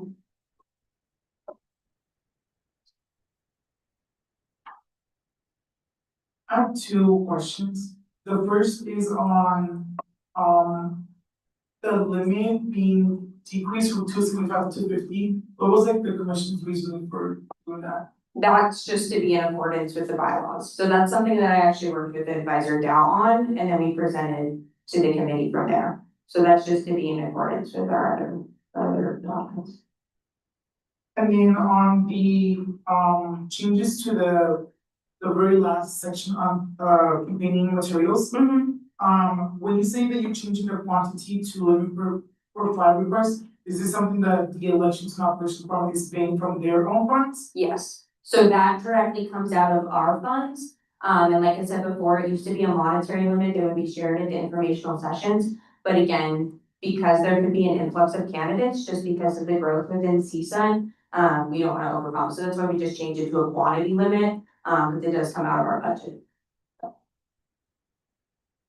So just a follow-up on that as Okay. well. So say that you do get, like, you know, a lot of, you know, like, the perfect world, you have a lot of competitive, you know, candidates for the different seats. Do you still feel confident that you have enough funds in your fund to be able to fund those requests? So we actually ran some quotes, and we would be able to cover basically up to 40 candidates requesting around that 50 or potentially more. I don't know if you wanna talk a little bit on that too. But yeah, we've been running our numbers to make sure that we would be able to accommodate. And in previous years, only a few people have requested. Now I do understand with changing it, that could be different, but. Director College Record, working with Supervisor Palacios, we did the math and last year 5 candidates asked for funds. And I working with IGS, if we requested 1,000 colored paper flyers, standard 8.5 by 11, that is around $290. That would cover up to 20 candidates. So we're confident. We do think there'll be an increase this year just with the sheer number of candidates applying to appointments in the past semester, but that should cover it with the information from IGS.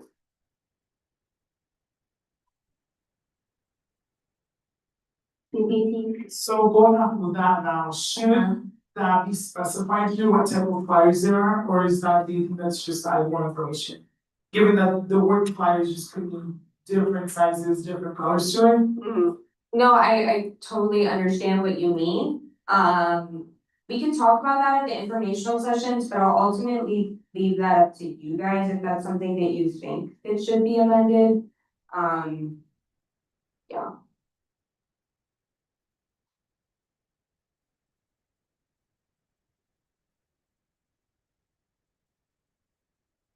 Are there any other questions?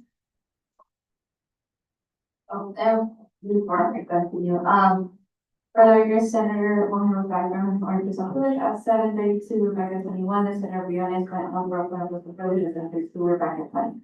Senator, Senator Briones back now at 7:35, Rebecca 21. Are there any questions or further discussion? If not, we will move on to a voice vote. All in favor of approving the 2026 legislative election rules, please say aye. Aye. Any opposed, please say nay. With a vote of 21-0, congratulations, the vote is approved. At 7:36, and at the same time, open 6G for discussion approval of 2026 legislative filing packet. Associate Director Schroeder. Associate Director Streeter for the record. Okay, so alongside the election rules, there's not too many changes to this as well. Most of them are just reflecting date changes in accordance with the rules, changing it to my name instead of the last director's name. The biggest probably change is when it comes to the candidate goal statement and the biography. So I know something that I talked about during like my appointment speech, was kind of changing the section to make it a little bit more clear for students and a little bit more concise and to be something at the polls and when they're reading the candidate guidebook, basically something that they actually engage with. So, we did add a clause, provide a written biography, that's the same as question as before, but we did add the clause responses should be no more than 150 words, otherwise the election department may add your responses to reflect such word count. So not editing the content, but just to make it fair for all candidates in the race that they have the same amount of information in their specific bio. And then we kept why do you wish to hold a Senate office, and then again, the same clause. Then we did add the question, what are 3 policy priorities that you would have as a CSUN senator? Again, just to let the students know, kind of what they're voting for. And then on this one, we added a clause just saying bullet point format and consideration are highly encouraged as this information will be reflected in the voting guide. Please keep your responses under 100 words, otherwise the election department may edit your submission to reflect such word count. And then the same thing with the next question, which is what previous and or current leadership experience and campus involvement do you have that you'd like to highlight? So just any relevant or transferable skills that they have in leadership or anything to their potential office here in CSUN that they would like the voters to know with that same clause. And then otherwise, I don't think that there was really any other changes. I think I may have added the link to the bylaws, but otherwise it's pretty much all the same as before. So that's it. Thank you. For the record, Senator Nawaz was on a farm plant was not Coolidge at 7:36 for at 20 senators. Are there any questions or points of discussion regarding the item packets? Seeing none, we'll move on to a voice vote. All in favor of approving the 2026 legislative filing packet, please say aye. Aye. Any opposed? With a vote of 20 to 0 to 1, congratulations, you have approved. Let's go at 7:39 p.m. the same time of the 6H for the discussion and approval 2026 legislative expenditure form. On Associate Director Struder, you have the floor. The only change that was made to this form was updated to say 2026. Otherwise, it is the exact same as last year, just because there were no critical changes that need to be made.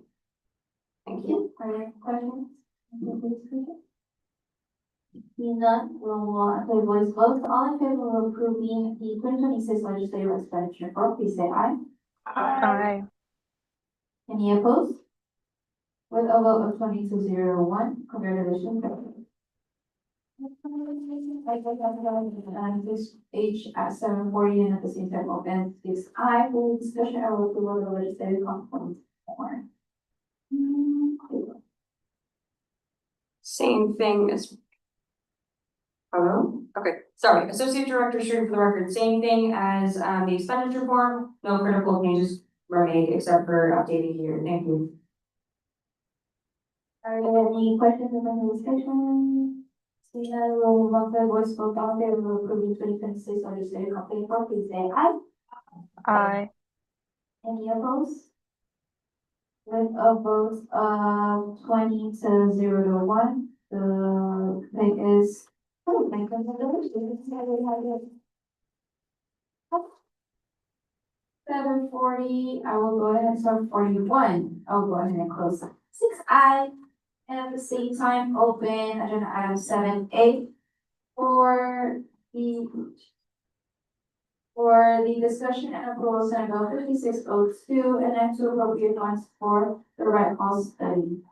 And this is a bill seen in the past and it is being reconsidered.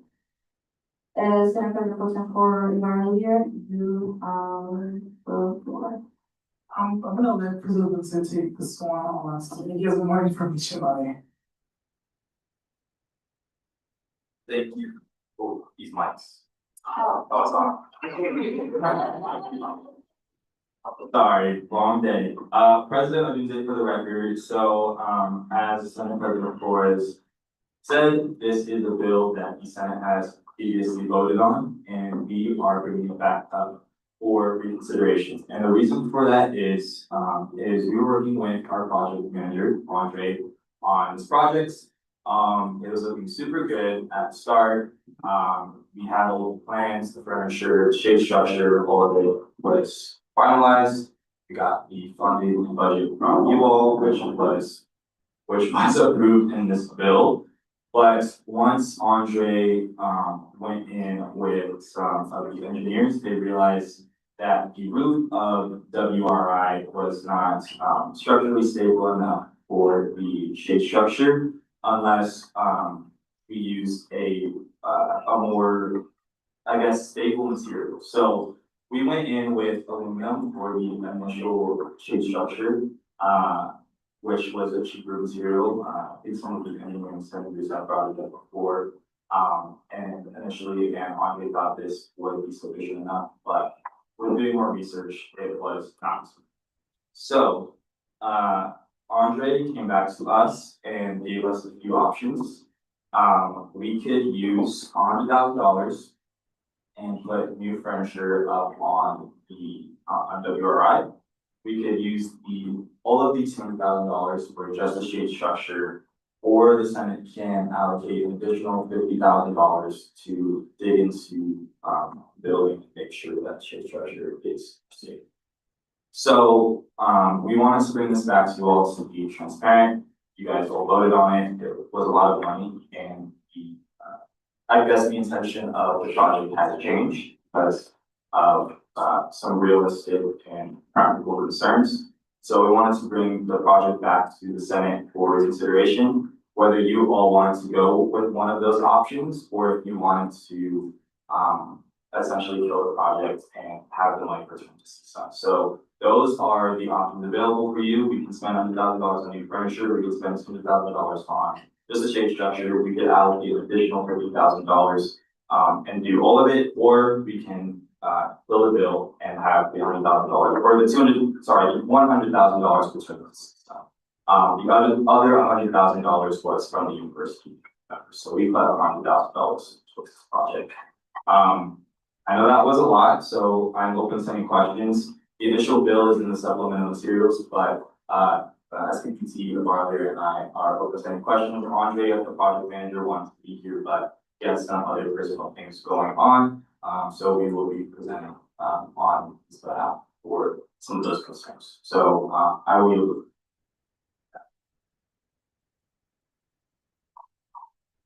Thank you so much, President Odinson. Are there any questions or further discussions on our cost? Senator Cost, for the record, just a couple questions.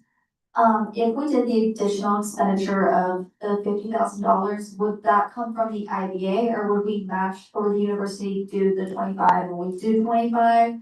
And if it went from the IBA, would this bill get, like, are we in the Senate allowed to do the additional expenditure here, or does that have to go back to the committee? I believe we'll have to go back to committee since it's an additional expense and we want to be transparent as possible.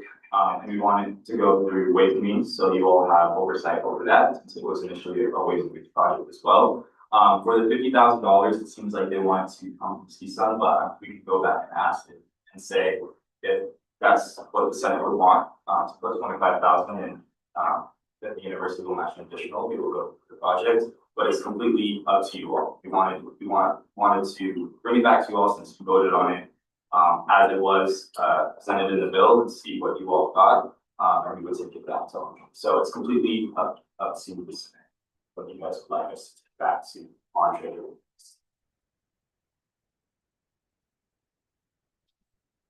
Question. You also have the option of getting an additional bill from the staff quantity. Yes, I would love to hear all of your thoughts, like your opinions on this project. I know it was a really big project we initially were working on together. So any input would be helpful. Again, we have all of those options. So whatever your opinions or thoughts on. Jose and I, our SPT, Varley and I will not say it's hard, like, hey, we're trying our best, but, since we want to go through it, we would love for us to continue to pursue the project. But again, there's no hard feelings. This is a safe space to voice your concerns, whatever discussions, of course, that we'd like to have on this project.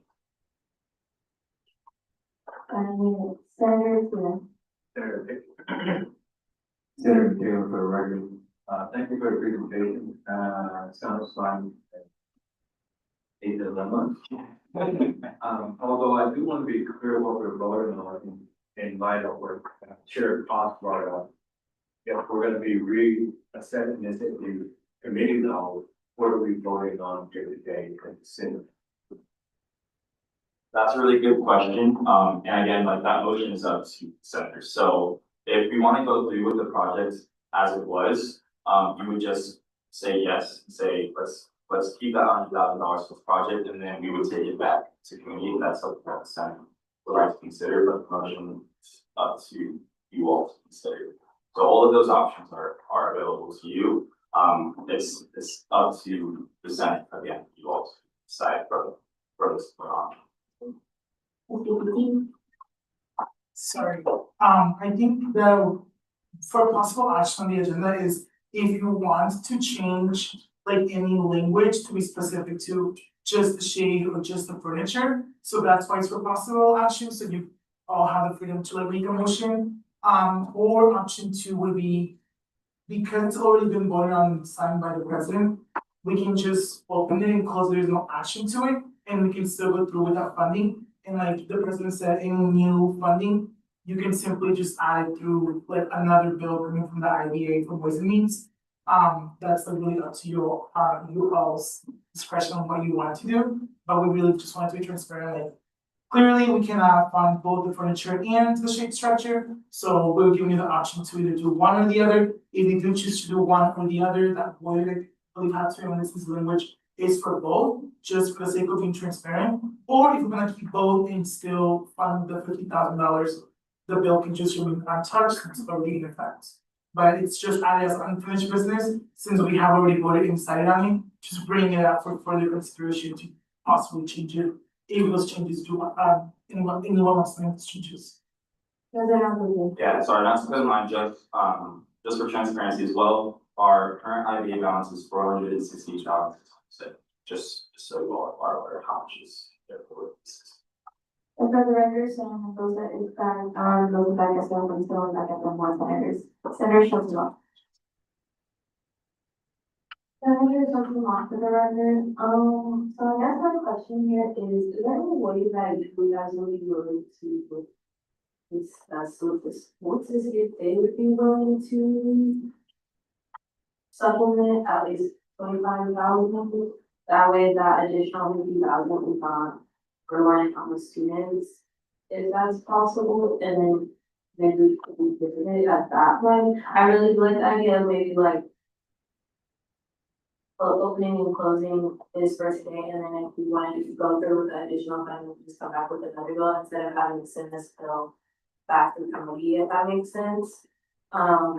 So that's kind of my question is, like, are we able to just kind of wait to vote on this so that we can talk to the school to see if they're able to provide any additional funding? There's also the option too, and I've never seen it be used before, but I know how been trained to make the motion to refer this back to the committee. So instead of making a whole new bill, you can just edit this new bill and like we can still discuss that with like university leadership to see they're willing to match it. That way, like we still haven't approved anything without hearing back from them, if that makes sense. But I've never personally used this motion before, but I'm open to learning as always, of course.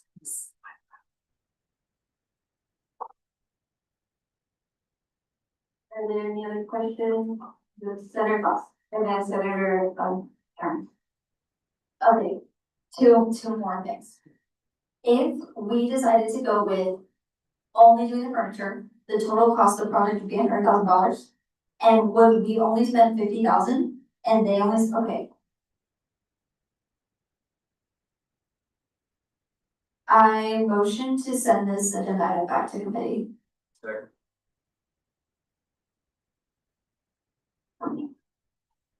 Are there any questions or further discussion regarding the motion? Sorry, just clarification, is this, the Senate wants us to go back and ask the university if they're okay with matching $25,000? Okay, just wanted to. Are there any other questions or further discussion regarding the motion?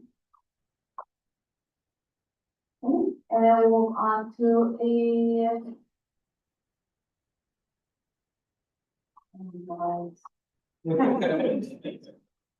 let's do a voice vote to try it out. Okay. All in favor of approving the motion? The motion to recommit. Okay. The motion to recommit, please say aye. Aye. Aye. Any opposed? Please say nay. With a vote of 21 to 0, the motion is approved.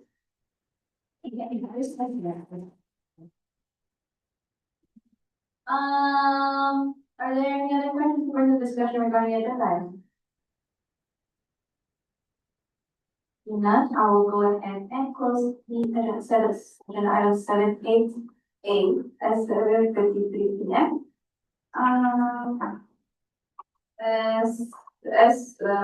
Senator Shelton Lott will go on for a point of personal privilege, at 7:53. We are at 20 senators. Okay.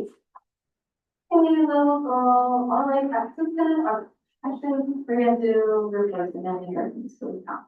Okay, I'll go ahead and open agenda, Senate Committee reports at 7:53, Ways and Means Shared Costs. Shared costs for the record, Ways and Means has been up to a lot of stuff, as you guys know. So, I'm very happy to have everyone back in person because hopefully our meeting tomorrow will be less awkward having more senators in person. Huge thing, we have almost 100 RSO funding request applications, which is absolutely insane, and our requests total almost $700,000. So we're at a point right now where any RSOs that apply, we're getting into a sticky situation where that money, we don't know if they're gonna be seen by the committee. So if you are in an RSO or you are close to people in RSOs that haven't applied yet, please tell them to do so as soon as possible. Cause our, RSO funding total is about $650,000. That's not including rollover. So once we get our rollover, things will look a little bit different. And we have already, as of today, after today, we'll have allocated about $330,000. So we were about halfway through.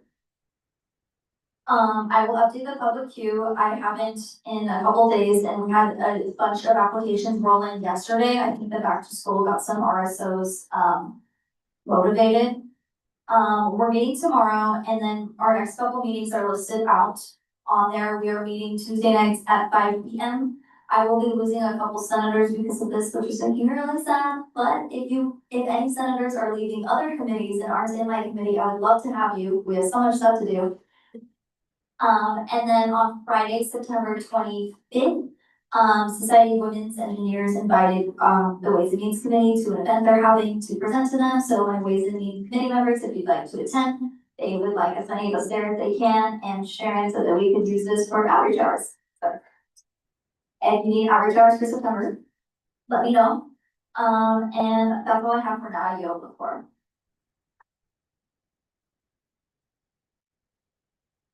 Thank you, Scholarship Safe Grant, Jeremy. Sure, Ms. For the record, my written report is in the drug, if you guys wanted to reference it. Some updates regarding the committee, we do have and finalized our UI and SNG tabling, to be September 10th from 10 a.m. to 12 p.m. I'll let Chair Cameron explain more about it. And then, this is just to help promote scholarships and sponsorships that CSUN sponsors, especially with a lot of tabling. We kind of want to condense that and just fall under the same tabling. As well as fall SNG meetings, they're going to be held every Wednesday, at 5:30 p.m. And our next meeting is going to be September 2nd, 2026. As for reminders, the committee focus is just working on one-time sponsorship funding bills, scholarship funding bills, as well as focusing on marketing structure for the new scholarship cycle. In our upcoming meeting, we'll just be going over kind of how to go about creating a one-time scholarship funding bill. And if you guys have any questions regarding that, as well as going into that with our marketing structure. And just as reminders, our one-time scholarships standing budget line is $90,000. And we have our donated funds at $11,300, plus whatever rollover funds that we're getting, which the budget process hasn't mentioned yet. And additional notes, well, soon, welcome to the committee, Senator Beals, and you'll be getting an email, just be sent out to you via email with more information about the committee. And then contact information, if you guys wanted to contact me, regarding any questions, feel free to do that, but I yield the floor.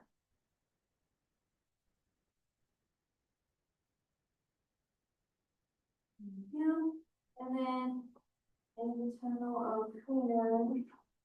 Oh. Our registrar, their report. Thank you. I was not left with the report, so no report. Supervisor guide, and also no dinner. And then university initiative. Chair Kevin, for the record, happy first day of school, everyone. I hope everyone has been doing well. As for some new business, the last two committee meetings we will be having will be on Thursday, September 3rd and Thursday, September 24th. And we'll be hosting our committee meetings on 5:30 on Thursday. So if you're unable or if you're able to make these meetings, please let me know. And then as for some committee items, I met with Tara Pike, who is the sustainability coordinator for UNLV, and she's looking to have some CSUN representation on their sustainability task force. So I will be sending out information as soon as I get that. And then also we Vice Chair Navarro Mendoza and Senator Gildo and I have been working on the Student Union Advisory Board planning with Director Smith from the Student Union. So also more information to be announced. And then as Sherry has mentioned, we are planning for UI and SG tabling on Thursday, September 10th from 10 a.m. to 12 p.m. This is just a tabling session between both the committees to give more resources to the students regarding UI and also SG scholarships. And then also as for budget lines for one-time sponsorships, we have 70,654.50 left. And then also just a reminder for deadline for bills, if you do want to propose a bill for next meeting, that will be this Friday if you'd like to do that. And then my last thing is to go to Premier to support Vice Chair Navarro Mendoza and also Rev. The student SIA is something that we sponsor for the University Initiatives Committee, and also let's support Senator Navarro Mendoza. Yeah, if you need anything, please feel free to reach out if you have any questions. Thank you.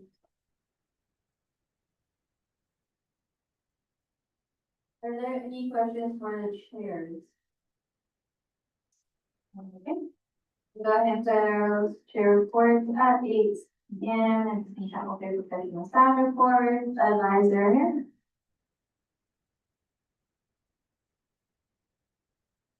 Thank you. Hello. Hi, everybody. Welcome to Fall 2026. I'm so excited. I know it's been a lot with Rebel Ready Week, but I wanted to give some quick shout outs for everybody who volunteered. If I missed you, please don't charge me so much. I just want to know that I see you and I value you.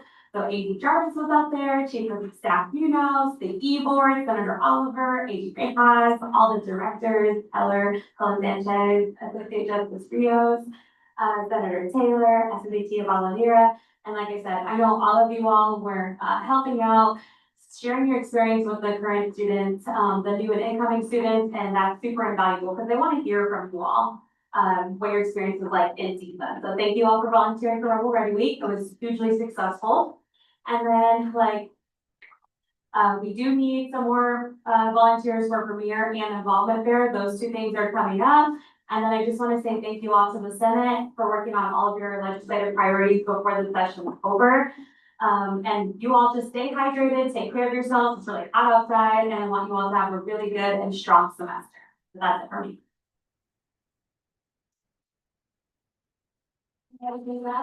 Hi, everyone. I'm so happy to have you back. It makes my heart so happy when I walk down the hallway and I see all of you back. I miss you this summer. Okay, a few updates for me. I have spent quite a bit of time this summer working with the E-Board to update the wall art in Senate chambers. We have two really great wall art projects scheduled for both of the walls. The paint job in there is not great. And it needs to be painted before either of them can go in. So I'm working with Student Life Maintenance to get a date in which that room can be painted. We have to paint the whole room. It would have been lovely to get it done over the summer when we all weren't there, utilizing the space. Unfortunately, because of move-in and all the things that needed to happen for people to get moved in and that wasn't able to happen. So it will happen hopefully in the next few weeks, but that is gonna disturb some operations because even if they do it during the day, so it's not like paint fumes in there for probably several days, and it's not a great idea to be in there for a couple hours at night. It smells like paint fumes. Once I get a date, finalized from student life maintenance, I will make sure I convey that to all the committee chairs. For that week, I will recommend that those meetings be scheduled in the conference room, or if, for example, for Ways and Means, if that maybe isn't big enough and we have a lot of guests, we can always book a room on the second floor of the student union if we need to, but once I get a date, we'll work that out.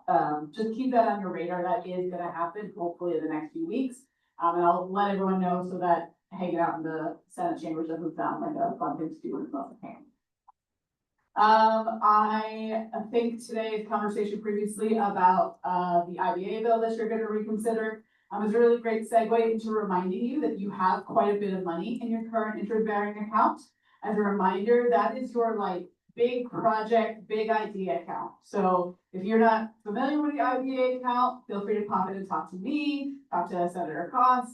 There's lots of really great things. A lot of the things, a lot of the ideas that you all come up with, and you're like, I don't know where that money would come from. The answer is probably the interest-bearing account, and we're happy to talk you through how you would sponsor a bill that would utilize those funds. So just to put that in your mind. While I've mentioned Senator Cost, I want to shout out Senator Cost and the Ways and Means Committee. They have been very, very busy over the last few weeks. Last year, the Ways and Means Committee did a great job of really focusing on early funding in the first half of the fall semester. And this year they've taken that further. It feels strange that they've given out a large chunk of their money, but the upside of doing that is that all of these student organizations are going to start the semester with their funds in their accounts, as opposed to doing lots of programming and hoping that CSUN is going to backfill that money for them. Especially some of our smaller orgs, they actually can't really afford to do that, so they'll have all these big ideas, but if they can't get their funding from CSUN yet, they'll just hold off on those things. So it's gonna mean that our student organizations can do a lot more, have a lot more resources right when the semester starts. So big kudos to the Ways and Means Committee and Chair Cox for doing that and for prioritizing that. Well, I'm gonna do one more set of flowers. For the public queue, that's been an idea that I've been trying to get Ways and Means to embrace for the last couple of years. It is an excellent resource for the student organizations and a great way for you to really communicate with them. So you're not getting 47 emails every day about like, why haven't I been seen yet? Why haven't I been seen yet? Where am I in the line? So I'm really proud of what you have put that out, and I'm excited to see how that serves student organizations. I also want to give a shout out to the Judicial Council. They have remained very active over the summer. They've been planning lots of things. They've done some great social media content. They've had great ideas. So I just wanted you all to know, sometimes it's hard to see what they're doing because their meetings are, not all of their meetings are public. They often meet late at night, but they are working hard, and I just wanted you to know I see you and I thank you for that. I want to echo Advisor Harris. Thanks everyone for helping out with Rebel Ready Week presentation, tabling throughout the week. The student employment fair, which was wildly successful. Those of you who tabled for a student employment fair, this room was packed. And you had like 20 people deep at the CSUN table almost the entire time. So great work with that. Thank you. I want to echo the previous plug for Premier, but I also want to make sure you all know that Premier pre-check is on. If you plan to go to Premier, remember you and 8,000 of your friends are going to show up on the intramural field. You all have to be checked in. So if all 8,000 of you need to be checked in on site, that is a very long line. So last year we piloted the pre-check program and it was wildly successful. If you just want to show your wristband and walk right in and not stop at the check-in line, highly encourage you, your constituents, your friends, everyone you know, plus to come to Premier pre-check. We will again we're on PIDA most of the day today. We will be on PIDA again from 10 a.m. to 4 p.m. tomorrow, all day at those same hours on Wednesday inside the student union, the rec center, and the library, and then Thursday morning until noon at those 3 locations as well. Typically Wednesday and Thursday are our busiest day for pre-check, but highly encourage you, just knock that out of the park, get it done, so you can walk right in to Premier. And then just a gentle reminder, I know some of you have been frustrated with mics. When you turn it on, you gotta give it a second before you start talking. That's why they're not working. It's not that they're actually not working, you're just turning on and starting to talk right away. So just give it like 2 seconds. I'm not looking at you specifically, I'm not talking to anybody specifically, I'm just saying, if you all would like to have fewer issues or concerns about the mic, turn it on, give it 2 seconds, and then, start speaking. And I say that all over my heart. The silence is so off. All right, you're the floor, thank you.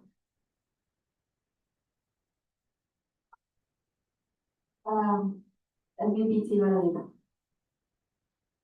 Sorry, just a question before the advisor here. Have you received or do you have any updates regarding student enrollment for the seat allocation for the fall semester? I'll take that one. I have already requested the enrollment list, for this year. I requested it last week and it hasn't come in yet, so I'll probably get it in the next day or two. I use that enrollment list for several reasons. I use it to populate your, college-specific email lists. So, and the full student body email list so that you have accurate, email lists, based on enrollment. I also use that to do the seat calculation, so I should have that in the next, hopefully a couple days. Like I said, I submitted it last week, usually they do it pretty quickly. For those of you who don't know what I'm talking about, in your CSUN constitution, remember that you have representative seats based on the number of students enrolled in your academic college. So every year, there's a specific calculation in your CSUN constitution that decides how many seats that each college gets. So every year at the beginning of the year, I run an enrollment report based on academic college.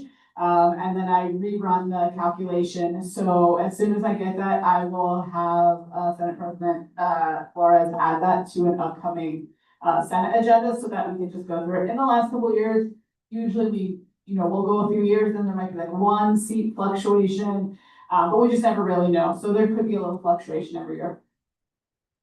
That's your question. Are there any other questions? Okay. I'll go ahead and close your, there. Okay, real quick, just so that way, if you wanted to look up in the Constitution, it's in Article 6, Legislative Branch. It is letter C, Senate composition. So I won't read the whole thing, but just in case you were curious and you wanted to know where the calculation lives, it lives in the CSUN Constitution. Thank you. Are there any questions? I'll go close agenda or public schools professional staff report by Tim and open the summary reports SBTV. Yes, I just want to super quick report. So we're doing really good with internship applications for the fall semester. For what I'm trying to, or I'm looking into how many interns we can possibly have for the fall. They are officially competitive since I have more than what I'm trying to get. So we always want to make sure that we keep it competitive because I think that's where we find the more high quality interns for CSUN. So please tell any first year or honestly any student that's interested to come above with to apply. The deadline is next Wednesday at 11:59. So I know we have premier tabling and we have involvement for tabling these next 2 weeks. So if there's something that you need to talk about the internship program, especially if you're a former intern, talk about your experience with the internship to get more applicants to apply. Speaking on that as well, I'm also doing like informational sessions if someone has questions. That's all on the Instagram. And then for chairs, remind you that you have a meeting with me and NGOs tomorrow at 4 p.m. And then lastly, for all senators, this also goes to new senators. Please make sure you're working on your newsletter. These are due by the end of the week. They do not have to be extensive and add a lot of information, just like a welcome back. I wouldn't say reference to the president's email, but something a little bit more condensed than that.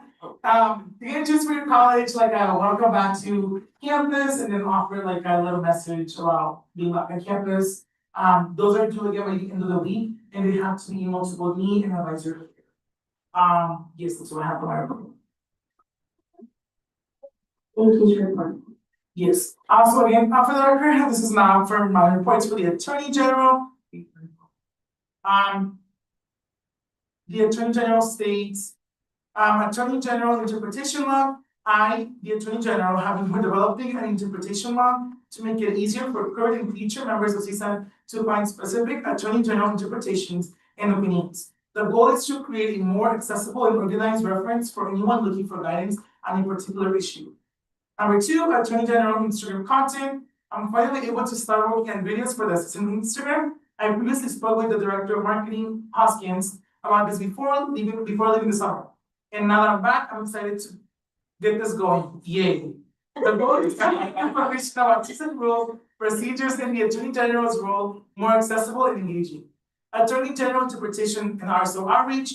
During the summer, I published an Attorney General interpretation and have continued working on identifying RSOs that may be experiencing similar situations to the one addressed in my interpretation. This includes looking for ways that CSUN can provide clear guidance and support to RSOs navigating these issues. If you know who ESA is, you've probably read my Attorney General opinion. Love you. Government document review. I've also been meeting with previous Chief Justice Adams and Associate Justice Rios regarding potential changes to our government documents. I will not get into future business. If you have questions, contact me in person. That's all I have. I go through the records of all the agenda. Thank you. Thank you.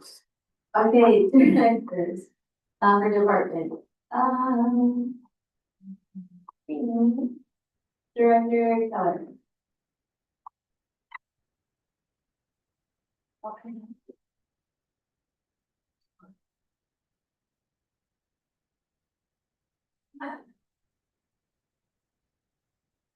Director Keller. I'll try to keep this short because it's late. Overall, thank you for passing the easy document. We know those will now be implemented into the various channels so the candidates can get them filing open in like 2.5 weeks, which is very exciting. Currently, AD Shooter is working on the voters guide and those candidate info sessions, trying to make those info sessions more informative for all the Senate candidates to so know, just hopefully to decrease the amount of complaints or breaking election rules just because we overload so much information hopefully. For operations, boot camp is on Saturday, so please come to boot camp. We have a lot of work to do it. We have a lot of fun things. Just a few things for that. Maddie or AD Jarvis sent out a email on Sunday about the football game. If you are interested, be sure to get your tickets, and if you want to go on the shuttle, be sure to email her your phone number. She can make a big group chat for that. And then you can dress casual. We're not doing that job, but dress casual and wear sneakers, good walking shoes, because you will be doing some exercise. And then we're also working on our monthly event plan, and then she has some really cool things for like grab and go options for you all coming in the next month. And then election events, AD Bureau is working on a lot of different election events for specifically the new mixer. That mixer is going to be a lot more, for lack of a better word, like, it's going to be a lot more easy for people to recognize who the candidates are. It'll be awkward maybe as felt as previous if you've ever been a part of one or attended one. So that is what she's been working on. And then we have a lot of different election tabling options that we're hoping to do based on staffing. So we're really trying to hit other points on campus just to make sure that people know how to file and they also know who the candidates are. And yeah, so boot camp is this Saturday. Please come. And if you have a video on the calendar invite, please say yes. We're still doing some last minute things on that end. Again, Senate filing opens on September 9th and that closes on the 22nd. And then our Senate election dates are the 14th and 15th of October.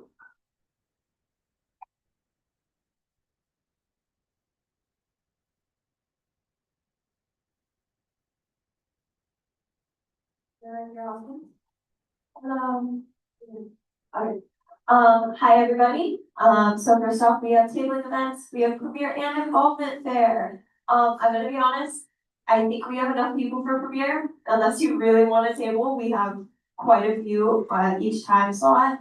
But for involvement fair, there's a couple of time slots that only have like 2 or 3 people. And we're aiming for like 5 or 6 people, so if you're available on September 2nd, look at that, please. We have the marketing header, Catherine is working on it right now, it will be updated soon. The short order is still just placed, but the sunglasses are here, which is really exciting and awesome, so those will be our premiere. Election marketing plan we've been working on, and the internship marketing plan. And then there's been a lot of things posted this past week, if you want to share those and like them. And we are 200% in views as of this past week with our Ready Week, which is really awesome because I feel like last year a lot of freshmen didn't know what CSUN was. So I'm glad everyone's seeing that. And lastly, if you have a request for a post, please fill out the request form, or if it's a lot of requests or a complicated request, schedule a meeting. If you just send a random email, it gets really lost really easily, so the request form or sending a meeting is the best way for Catherine and I both to keep track of it. Thank you.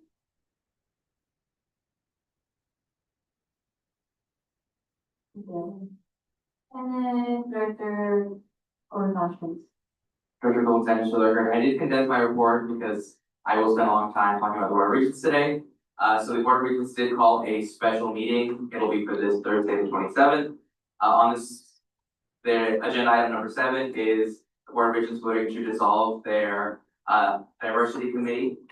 So I encourage all of you to come down to the system office with myself and the rest of the ideal department. We'll be giving a public comment.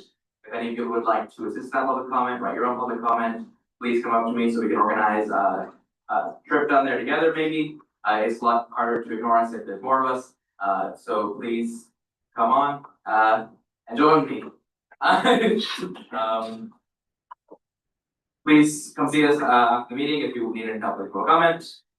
You'll have the ideal events for your next Senate meeting. You can share with your constituents. And then I am meeting regularly with student action engagement to discuss diversity events. Thank you. And then the record center for popular that is 16 meals back at the for back up in 1 Sundays. And the judicial council. So we haven't opened.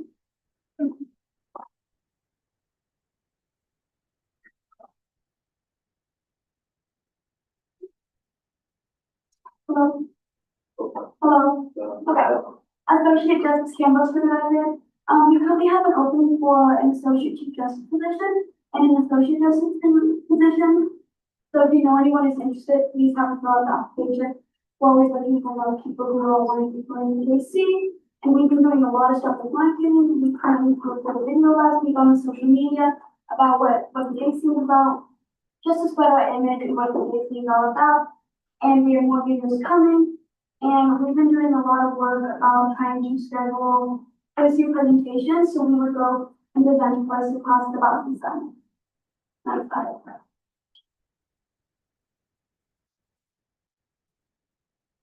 it. Just a couple of the ones. So I want to thank Marketing Department Director Hoskins, Director Vigorindez. We have a new logo that will be premiering very soon. We're very happy with it. It looks absolutely excellent. And matches all over CSUN marketing very excellently, but this logo has been in the works for a very long time. I joined the branch, gosh dang, in a few months, it'll be a year. And so we finally have it though, we're very excited. And it has lots of fun details in it. So that's the first thing there for the logo. We're also working with Director Keller and Director Dorfus on getting a Supreme Court tour to tour our Supreme Court building here in Southern Nevada. And so that's going to be hopefully really excellent. Spots will be limited, and so it will be kind of a first come, first serve thing, as they cannot accommodate like the whole Senate to go over there because it is a very small building. And so the hope is though to do that and have that opportunity to go to tour with them, which is absolutely excellent. But more info to come, and that info will come during boot camp. So we are at boot camp, so we can talk about that. And then also, just as an update, still working with Director Juan Sanchez on our awesome banquet / event that we're going to be doing with Ideal.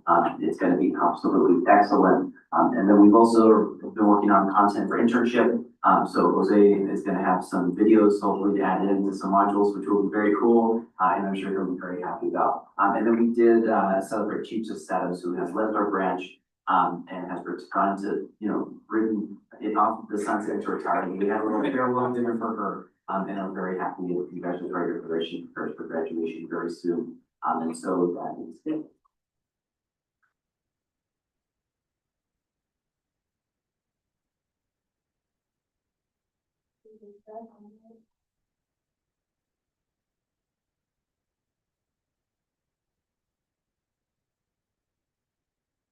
Hi everyone, Chief of Staff News for the record. I've just been really busy with Rubber Ready Week, helping out with tabling. But I also wanted to give everyone on the Nevada legislative bill tracking. So as of now, AG Rejas is not here, but shout out to him because he did assist with my tracking this week. We have 421 bill draft requests in total. So this essentially means a draft that was submitted by a current legislator in terms of like legislation that they want to push. There's 421, there's a lot, not all of them actually get a bill number, but that's kind of how the process works on the back end. And as of now, from all those 421 that we have, 31 are high priority because they have like some sort of mention of education in the bill summary, because the actual bill is not released, it's just a summary. And so 31 of those have some sort of mention of education in the bill, but 3 of those specifically mention higher education. So those are ones that we are having just extra caution with and just like tracking really heavily. So I just wanted to update everyone today. But that's mainly it. I also have my set office hours from 10 to 11 a.m. on Mondays and Tuesdays, but I'm always in the office, so always feel free to stop by if you want to chat, or if you just have something that you want to work on and need assistance with. Thank you.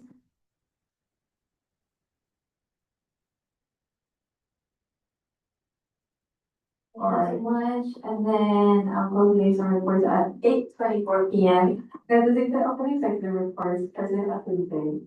Thank you, Senate President Flores, President Mizzou, for the record. Just wanted to make sure it was on. That's indicated some time to warm up, apparently. I just wanted to thank Chief of Staff Munoz for a few things. We had our first in-person executive branch meeting with pretty much the entire team today. It went really well. So thank you, Chief of Staff Munoz, for getting that shut on. It was a really good way for us to update each other on all of the things we've been doing over the summer and things we plan to do throughout the semester. She's also been helping out with the board council. She's stressing out about how many people have RSVP. So if you know any RSO leaders who RSO leaders on campus who have RSVP and are interested in our council, please refer them over to Nancy so that they can get RSVP. We want to give them free food as always. So let them know that there will be food there. I know we were talking about our judicial council earlier, so we will be appointing a new chief justice. And I think we're going to expedite the associate chief justice process as well. And that will be on the next Monday executive board meeting. So Michelle, if you would like to give any comment on that, we'd love to have you along with our current judicial council. We'd love for you to ask questions and weigh in. We'd like to as well. And then our associate justice candidates, we will be going, we'll put them on a subsequent agenda after that, just because we might have another vacancy just with how things go. So we want to make sure we're doing them at the same time. Director Juan Sanchez talked a little bit about the Board of Regents meeting that's coming up this Thursday. And I just want to let you all know that that committee also focuses on access. And if you look on NG's website, their first value is you strive for equity in access and outcomes for all. So it's very interesting that their first value that they have posted on their website for everyone to see is it's kind of going against what they're doing at this Thursday board meetings. So there's a lot of ammunition for students to be against what they're doing. I talked with Reggie Goodman. I had a chat with her about it. I wanted to understand why she put this on the board agenda. And for her, she said that former Chair Chip Brooks had had a committee meeting with this committee for a while. So she wanted to assess whether the Board of Regents see it as something that is useful or not. So I understand where she's coming from with that, but again, I mean, when we're focusing on access and all of our institutions, especially with UNLV, we should utilize that committee to its full extent. So we'd love to see you come out. Can you help craft a public comment if you've asked and the committee or one of our advisors? We'd love to help you out with that. There also is another Board of Regents meeting next week, Thursday and Friday. It is our quarterly Board of Regents meeting, and I will be up at Chuck Meadows Community College representing us there. So if you want to give any public comment on that, meeting, you are open to that as well, but honestly, there isn't anything too crazy for that, on that agenda. I know some of our guests talked about appointing a few people to some different committees on campus, so I have a few for you that I have also added. The Faculty Senate Curriculum Committee is two representatives to represent students in CSUN. And then the Faculty Senate Tech Committee will also need one representative. So if you're interested in those, let me know. Dr. Rogers talked about the Dining Advisory Board. And then Dr. Davidson talked about the President's Mental Health event. So if you all are interested in one of those, please just reach out to me. And we can talk about getting you on one of those. The Nevada Student Alliance also would like to have a communications coordinator. It's almost like a social media manager who will talk with the vice chair of the Nevada Student Alliance, get all of our institutions a little bit more. So if you're interested in that role, please also let me know. We can talk a little bit more about it. I don't want to take up too much time. Just want to talk about the outside hydration stations. We want to put out surveys asking students if they see it as something that is valuable and if you want more on campus. So hopefully we'll get that out soon. The WR project, thank you all for giving us some more clarity about what we should do with that. We're excited to take it back to the Ways and Means Committee. And happy first week of classes. I hope everyone had a really good first day.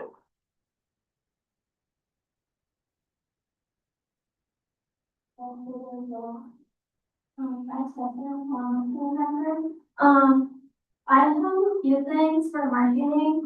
I think I can go to minutes nice with y'all. We've been having a lot of issues with like marketing kind of, so if you have a request for marketing, you need to use the form or you need to meet with Ivy and Catherine. I know sometimes things come up, but at least you have to give them like a week so they can work on your stuff, and then when you fill out the form, when you give them like everything that you want in your flyer, you need to send them the picture that you need. You cannot ask for the picture to be added after they already gave you a flyer. If that happens and they don't have time to fix it, your flyer is gonna be delayed, so if you need to post it by a specific date, there's a chance that it's not gonna be posted if you keep like adding changes. They have a life, they have school, they have other things to do, so CSUN is not just everything they do. So just give them a week and then make sure that you add everything. Obviously, like if something happens, you need to add something. If they have time to add it, but you make sure that you're giving them all of the information that they need at once. For Premier and involvement, Mayor and for Premier, make sure that you sign up. We get a lot of people involvement center, involvement there. Involvement bridge, then just gets crazy, so please sign up if you have time, if you are from classes and have like 30 minutes or something to stop and help. And another thing, boot camp this Saturday, you don't have to go to the game, that's optional, but you do have to be at the training, so that is mandatory for everyone in CSUN. So please make sure that you show up and you come on time and you are ready to get into a lot of things. And happy first week.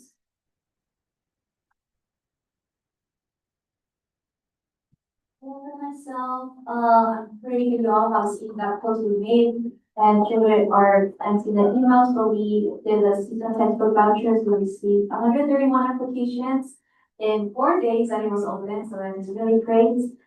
There's going to be 50 recipients, so myself and Vice President Salama right now, we're gonna go ahead upstairs after the meeting and go over the applications to get the recipients. And then we are going, there's no office hours this week. I will send out an email asking you to give me your office hours on Friday. It's Friday, and remember that those have to be between the actual operational time. This week are in, so between Monday to Friday from 8 AM to 5. And then there is no August outreach hours, but any that you did during the month of August and during summer in general, those will all count towards your September outreach hours. So I will encourage you to participate in Premier, tabling, and any of those other things. Just an FYI for my agenda post, you can do everything, something to be posted on the agenda, whether for the chairs or any other senators that would like to have a bill posted or in our presentation. I'm posting agendas Tuesdays after Ways and Means, so right after it finishes, I will be posting. So, please. And then, this is just something that we have, been working on. We ran on making some of these a little bit more accessible, so we will be having one at the library, on September 28th. That will be a little bit closer, especially to our students who are in the STEM, within the STEM majors, closer to the science buildings, and all that area, as it's a shorter walk than walking all the way down to that student movement. So that'll be exciting, to have that meeting there, and that's not gonna be the only meeting over there on that side of the, campus. We are hoping to have another one, we have one scheduled already for this spring semester. But that is all.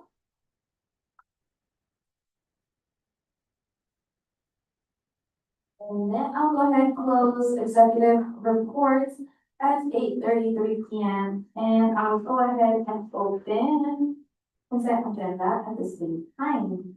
Are there any discrepancies regarding the consent agenda? Senator Cost. Senator Cost for the record, sorry. Let me just pull up the agenda.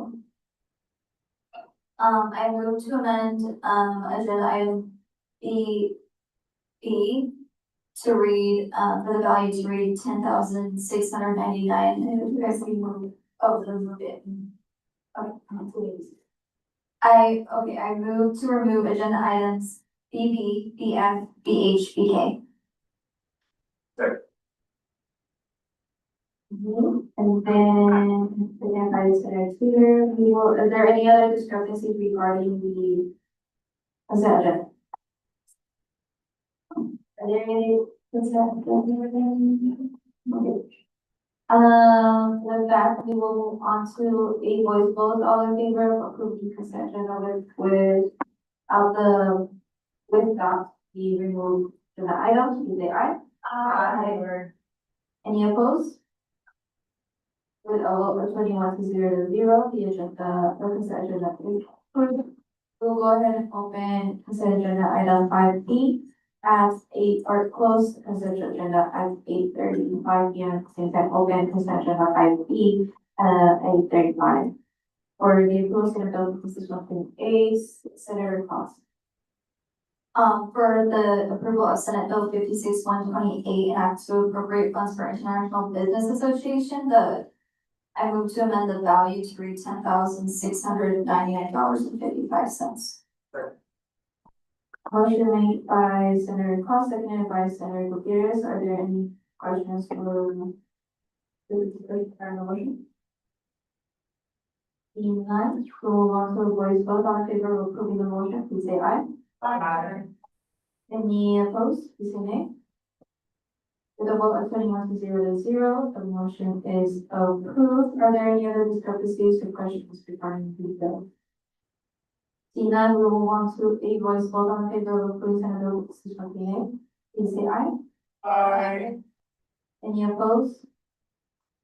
With a vote of 21-0, the bill is approved. I will go ahead and close the item 5B at 8:36 PM. Let me see, open 5F for the approval Senate Bill 56-133. Senator Cost. Senator Cost, for the record, I move to amend the item, the value to read $3,970.79. Seconded by motion made by Senator Cost, seconded by Senator Taylor.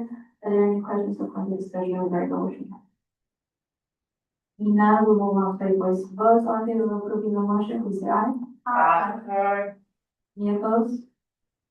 For the vote of 21-0, the motion is approved. Are there any other questions or discussions? Now we will move on to voice vote. All in favor of approving Senate Bill 56-133, please say aye. Aye. Any opposed? With a vote of 21-0, the motion, bills approved. I'll go ahead and close the agenda item 5F at 8:37 PM. At the same time, open 5H for the approval Senate Bill 56-136. Chair Cost. I move to amend, the value to read $5,211.32. Seconded by, motion made by Senator Carr, seconded by Senator Gutierrez. Are there any questions for the discussion regarding the motion? Seeing none, we will move to a voice vote. All in favor of approving the motion, please say aye. Aye. Any opposed? With a vote of 31 to 0, the motion is approved. Are there any discrepancies regarding the agenda item? Seeing none, we'll move on to a voice vote. All in favor of approving Senate Bill 136, please say aye. Aye. Are there any opposed? With a vote of 31 to 0, the bill is approved. I will go ahead and close the agenda item 5H at 8:38 PM. Senate Open 5K. Further close Senate Bill 56-39. Chair costs. Chair calls for the record, I move to amend the value to read $3,255.04. Seconded by, motion made by Chair Cost, seconded by Senator Gutierrez. Are there any questions for the discussion regarding the motion? None, we will move on to the voice vote. All in favor of the motion, please say aye. Aye. Any opposed? With a vote of 21 to 0, the motion is made. Are there any other discrepancies regarding the motion or the bill? See, now we will move on to the voice vote. All in favor of approving Senate Bill 56-39, please say aye. Aye. Any opposed? With a vote of 21 to 0, the bill is approved. And I will go ahead and close agenda item 5A at 8:39 PM. Hey, and then we will go back down to public comments at 8:39 PM. This is the time for any member of the public who may speak. Members of the public relevant to 3 minutes for your public comment. Please refer to saying if you want to speak on the show. Please have the rights to leave the comment. When you come to the podium, please state your first and last name, follow your last name for the record. Are there any public comments? Please. So, Thank you, Senate President Flores. Melvin Taylor, last name is spelled Taylor. I'm here tonight briefly to speak about a program that is put on by the UNLV Sports Department called Athletic Department called Rebels That Serve. It's a program, if you've gone to a basketball game or football game, where they would highlight a service member that recognized. So coming up this semester, they'll be doing that as well. And I just wanted to highlight we will be recognizing a few of our Rebel vet leadership, including the President McGregor. We're also going to be, or not we, they will also be recognizing Ruben Da Silva. You all may be familiar with Assemblyman Da Silva, who's also a Rebel vet and former UNLV student. His recognition will take place October 3rd when we play against Cal out of California. Now, with my limited time, I do want to bring up this coming Saturday, the opening football weekend against Memphis. One of your very own members will be honored, and he would like for you all to be present. Beginning on the first time out of the second quarter, yours truly, Melvin Taylor, will be present.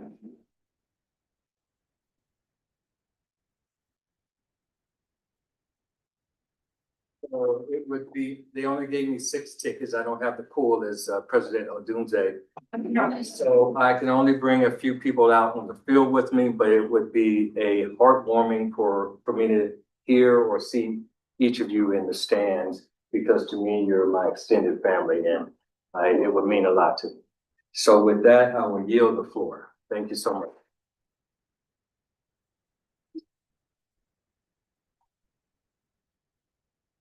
are there any other public comments? Are there any other public comments via the telephone? Seeing none, I will go ahead and close public comments at 8:42 PM. And this week I open citizen solutions. Are there any citizen solutions? You can be seated. I wanted to give a huge shout out to our permanent director, Senator Mendoza. Just to give a really brief update on Premiere, it is on Thursday, so tell your friends and like the advisory there as well. Please tell them to check in for Premiere. It's happening all week in different locations, and check the the Instagram for more updates. But we hope to see you guys at Premiere on Thursday.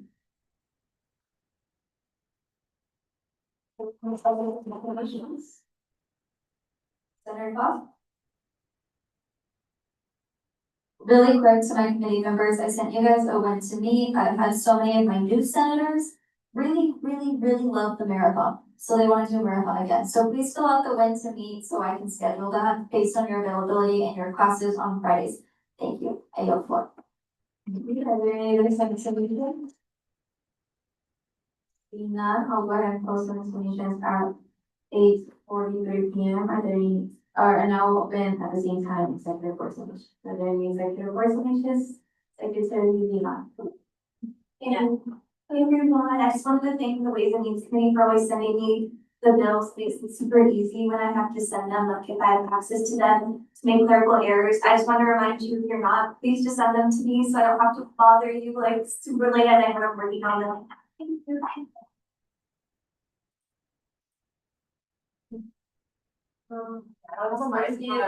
Everyone who's on the mic,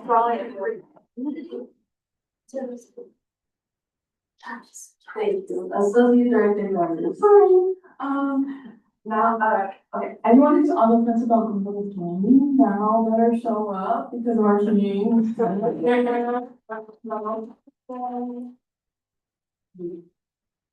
But yeah.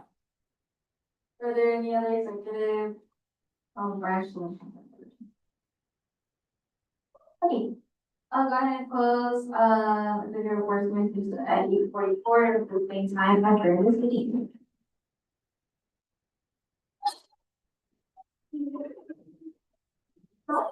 Bye girl, bye